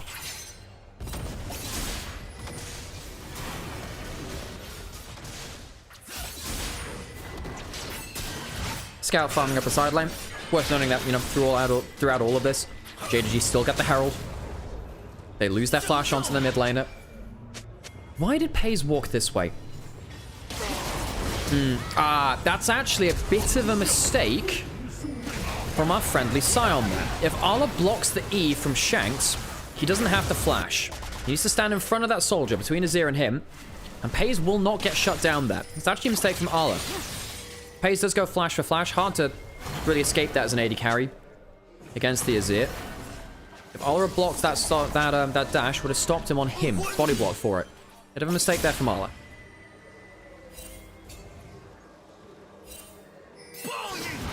Boy! I like occasionally learning voice lines. I say learning. I'm not going to memorize them. I'll remember them on one random day 10 years from now, as is the way of things. Dragon in 20 seconds. JDG. Control of the bot side. Scout recalling. Does he have himself a second item? No, not quite yet. 2 items of Pays, though. He's very, very happy. Not, well, Hope still has the same, though, and Hope's Kai'Sa has been incredibly impactful for AL. Can he do something at this timestamp? JDG holding the corridors towards the dragon. Kyle doesn't have flash, has the Hex flash. Harder for him to get out of a play now. Level 7. Very low level on this Alistair. Very low base HP pool. Arla hanging off a vision. Flandre knows he's not going to be there in time. And AL needs to be a little bit careful. Arla He'll try and run his way back towards top side. Now we have an engage now back in the mid lane. Bit split across the map, and something catches onto Shanks. He has no flash. He traded it for a kill onto the Xayah earlier. Gets a good ultimate back, but they still haven't dealt with the Xayah. Yes, you've got the Yone down, but I wonder whether Pace can carry. He gets another feather pull back, but it's not the case. Now the damage is gone from JDG. It's only the tanks alive. AL do manage to clean up the fight. The shuffle from Shanks setting up anyone's legend for success. The team fight working out for the Pandas. Yes, the Siren will take a while to die, but it's still an inevitable demise. JDG get the dragon, but flunk the team fight.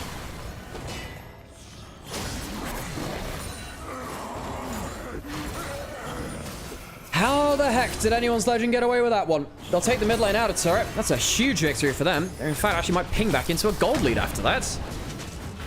Not quite.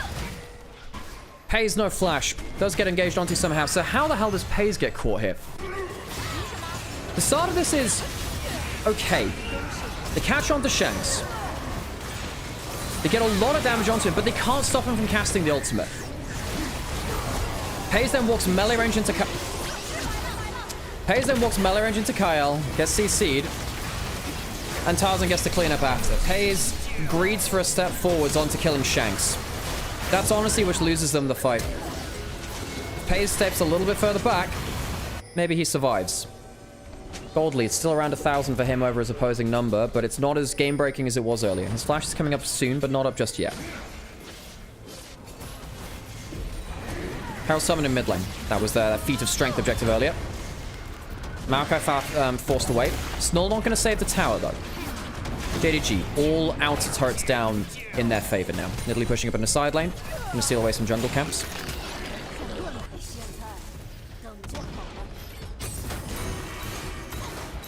JDG, they need to really clean up their acts in terms of their engages. They need to be much more aware of their own backline. If Pays has to step forward into melee range of an Alistar and a Poppy, that's not how you win League of Legends, folks. It's not how you win League of Legends. Unending Despair, second item picked up for Shun. He's got his own gold lead in the jungle. 1,000 gold lead in top lane now, but again, the Nidalee kind of has to get that gold lead to really function as a champion. Has been given a lot of side lane farm, a lot of side lane attention.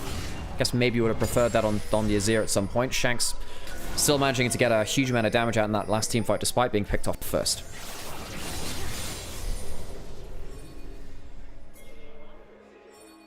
Kyle must eat a lot of kale to be this strong.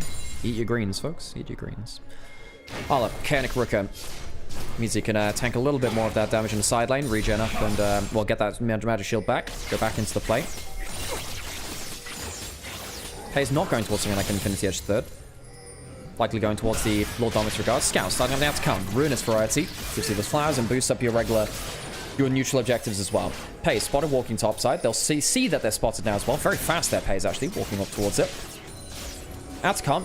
Not even sure it's going to be contested here. Low half HP. Arla holding the door shut. And that'll be it. Don't actually think they're going to be able to do that much. Missing, well, he might die for it. That's actually a little bit of an issue. Does he pull his ult up in time? Goes on to Hope, and not before the Nautilus dies. So, kill for Atakan. Flandre's teleport used as well. Hang on a second, there's a ward there. I've got to be a little bit careful. I think that's still a winning trade for JDG. They pull Flandre out of a side lane. They only lose 1 kill. Not the worst thing ever. This commentator is funny and I'd say it. He's also very ill right now.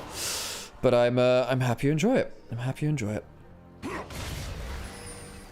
Ola, still, make no mistake. He's behind gold, but he's still one of the most powerful people on the map. The Sion takes such a long time for anyone's legend to deal with. It's just inconvenient dealing with the Sion. It's really inconvenient.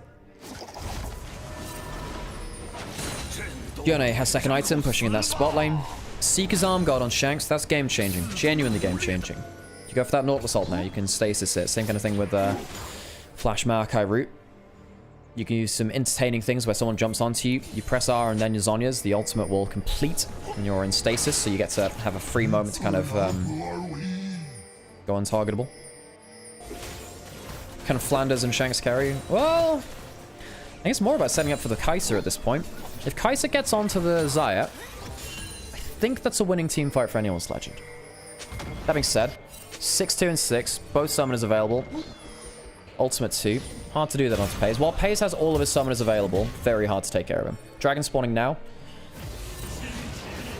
How much will that affect things?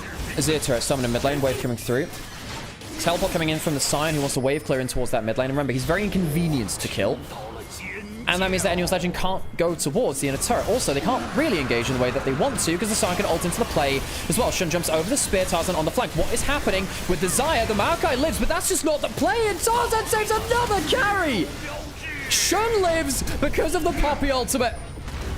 Ola's gonna get some damage onto Shanks, goes under turret, maybe not where he wants to be, actually. Bit of a problem. JDG get the dragon. They get a lot of HP chunks. Paze still alive with both summoners. Flash hook comes through and the ultimate goes on to Shanks. Pulls out his own ultimate too. Does he have enough to get out? He gets caught in the Yone ultimate and JDG clean up the fight. Anyone's legend don't manage to get any of the summoners out of Xayah either. Oh, it is just disaster for them. JDG, Infernal Soul point. They win the fight after 5 for none. All things said and done, Baron will go down, and JDG may just well have set themselves up to 2-0 the series. I think AL just got a little bit turned around. They thought, oh, we can push in for the inner turret in mid lane.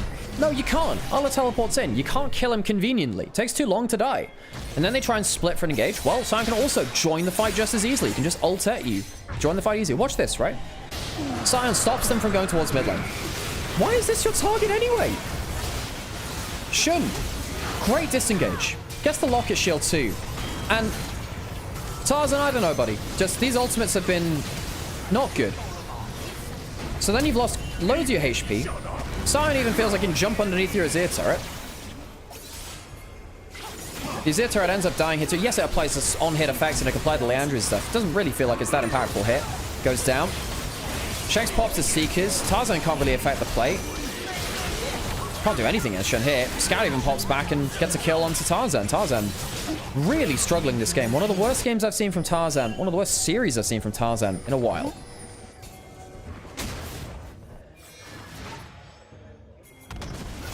Bot lane turret gonna fall now. Remember that Grub's buffed up by the Ruinous Atakan. Ola, unkillable. Unkillable. Has the upgraded steel caps. Pace 3.5 items. Scout. Not gonna get wall stunned. Oh, and the Maokai connects. Tarzan. Oh, Tarzan, it has just not been your day. Kyle. Yeah, commonly fried steak. Nothing rare about this one. He's died way too much, even on a comfort champion. Teleport potential coming back in for Scout. He's going to regen. Teleport. Well, I can't really teleport to save the minion anymore. Shanks, I don't think he's got enough. Flandre, they have no front line. They have no engage. Ola is unkillable. And the towers, sadly, from anyone's legend, are anything but that. Tower goes down. Paze still has ult, still has summoners. And JDG, where have you been for the last 3 series? A clean 2-0 over anyone's legend, one of our very top teams, after a 3-game loss streak. Hope will go into the backline, but it is too little. And it is much, much, much too late. Jingdong Gaming will 2-0 on their home stage after firing their coach. After losing 3 series on the trot.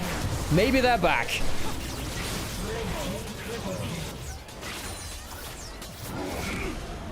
Series ends in Jingdong Gaming's favor. And the crowd finally have something to cheer about.